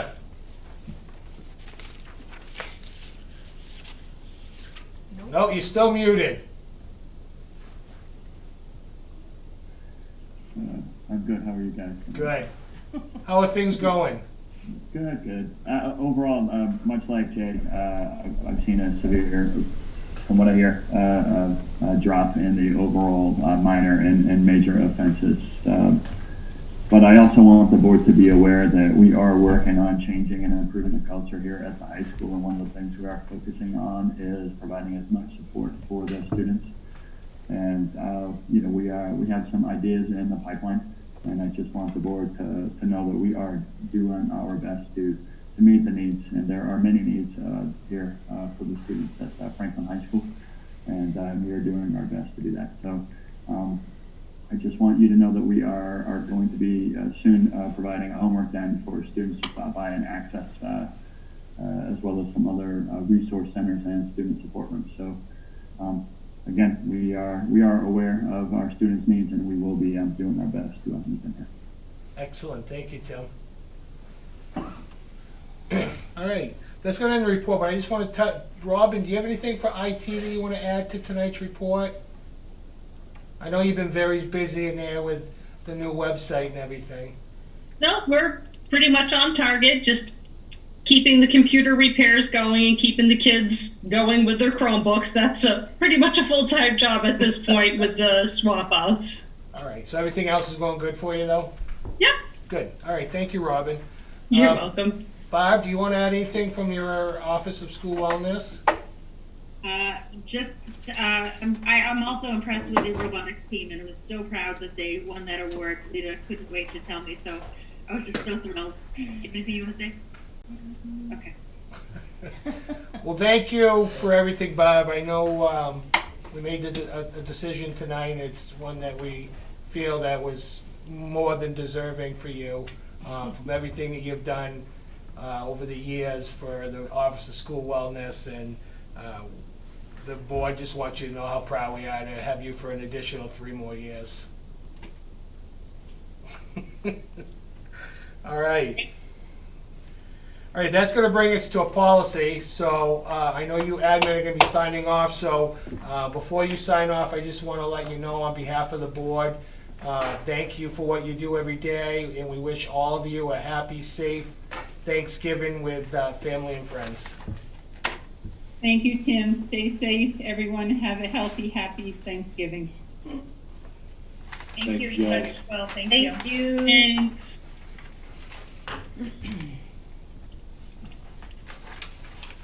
I didn't think you had anything else for admin, because I can't wait to get off.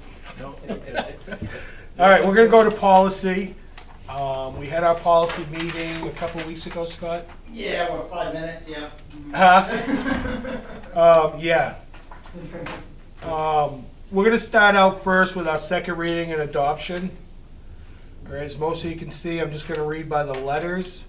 Ones that say withdraw policy, I will come back to because we have to withdraw them afterwards.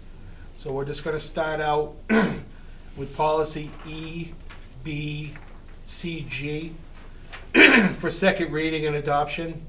Policy JLCD, policy JLCD-R, policy JLCG, policy JA, policy JHC. Those policies are for second reading and adoption. So I will make the motion to accept them. Do I have a second? Second.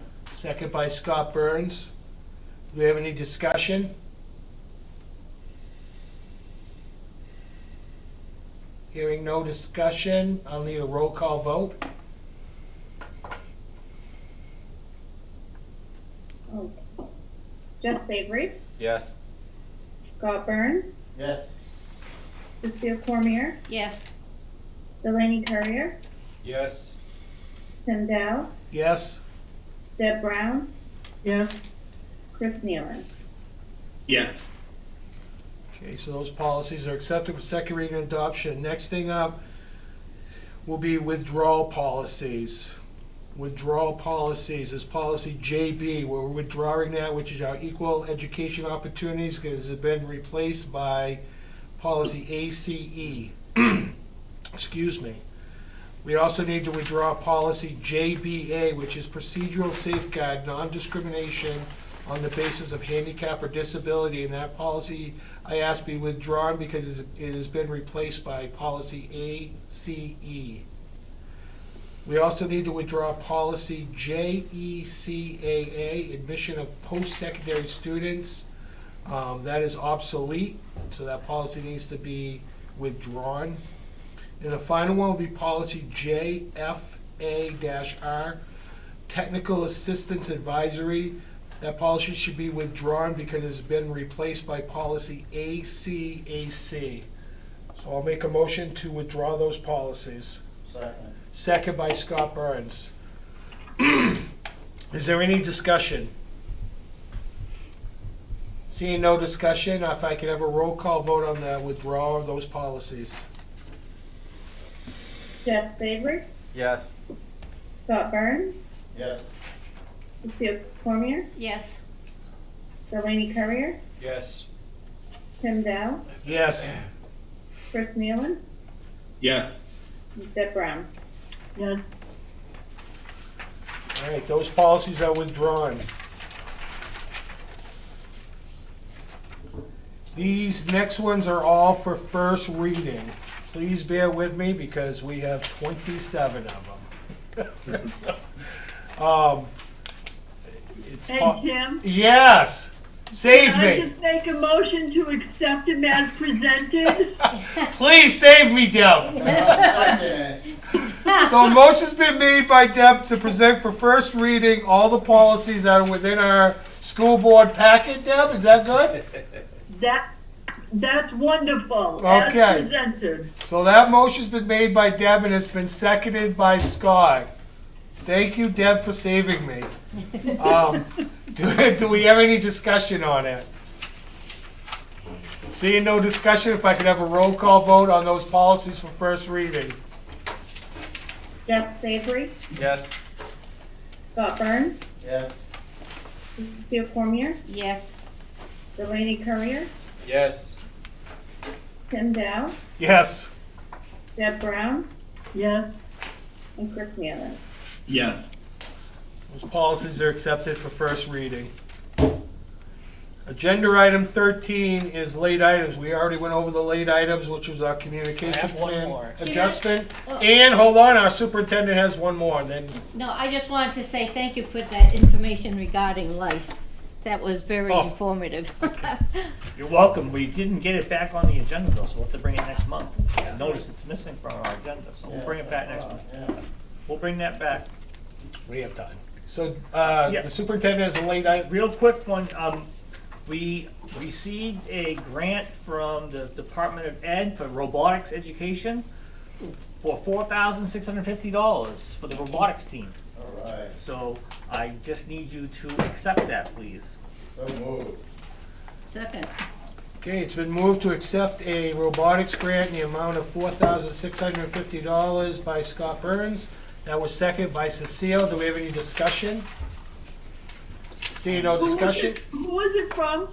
DOE, I believe the superintendent said. DOE, was that from the Let me DOE? make sure, let me read it. Yeah, it's from the DOE. From the DOE. Okay. Thanks. We have to have a roll call vote, Kathy. And it's gone. Kathy cannot do anything. What happened? What happened?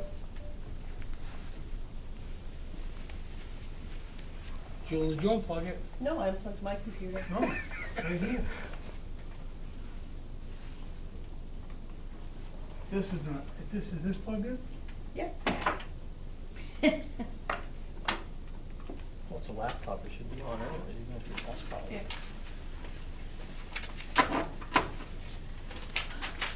Well, can't Dan take the roll call for her? Or can we just But say yes? in reality, he could, and just give him so. But I just don't have Deb and Chris to give their votes. That's right. I can text them, I have both of them. Yeah, if you want to text both of them, just see if they're, just tell them you're taking the vote if they want to just give the yay to it, I know. And then tell them they can adjourn. It'll all be done. Technology. Had to happen right then. Are we still up on There's always a way. YouTube too? Well, we're still up on YouTube, but I can fix it. Okay, we've gone, have some technical. The computer I unplugged is still on.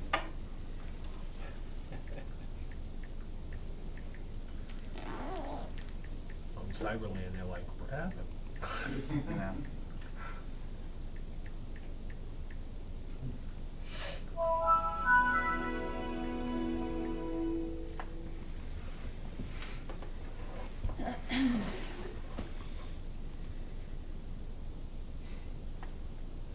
I'm faster.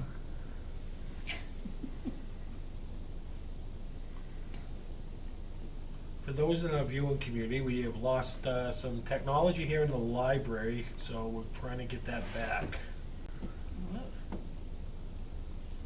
I'm back. Hi, folks, they're actually on my screen. So, Kathy, we're looking for a roll call vote on Accepting the robotic grant. accepting the robotics grant. Okay. Jeff Savory, Yes. Scott Burns, Yes. Cecile Cormier, Yes. Delaney Courier, Yes. Tim Dow, Yes. Deb Brown, yes, Chris Nealon. Yes. Okay, so that motion passes unanimously. Okay. There are no other late items, Kathy, and I also do not have any public participation within the library. There's nobody any longer here. I make a motion to adjourn. Motion was made to adjourn at 8:42. I'll second that, and I will just take a final roll call vote, Kathy. All right. Deb Brown, yes. Chris Nealon, Yes. Tim Dow, Yes. Delaney Courier, Yes. Cecile Cormier, Yes. Scott Burns. Yes. Motion passed. Yes. You all have a great